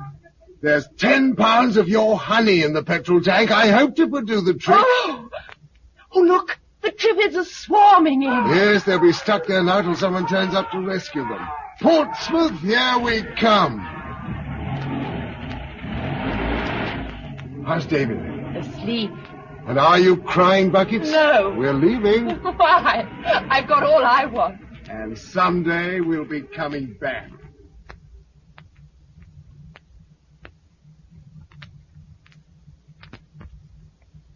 We arrived at Portsmouth at 7 o'clock in the morning, and by midday we were over here. We decided to stay, and here we are. Well, that's all from me. Josella? I've no more. Thank you. Well, that's a jolly good interview. Just filled up that reel of tape, too. Thanks awfully, both of you. That's all right. But you said you would go back, Bill. When we've beaten the Triffids. Bill, there must be hundreds of thousands on the mainland by now. And more every year. Torrance's seigneuries have had it, and I don't think any of the other communities will last long. So is there any hope then, Bill? I think so, yes. Meaning you're on to something? We might be in a few years' time. As long as that. Well, it took thousands of years for us to become clever enough to make anything as foul as a Triffid. We can't expect to undo our work at once. But we're on the right road, I'm sure of that. And someday we, or our children, or their children, will go back across the straits. And the Triffids will have had their day. That was The Day of the Triffids, the final episode of the serial by Giles Cooper from the novel by John Wyndham, with Patrick Barr as Bill Mason and Monica Gray as Josella Clayton. Production for the BBC was by Peter Watts.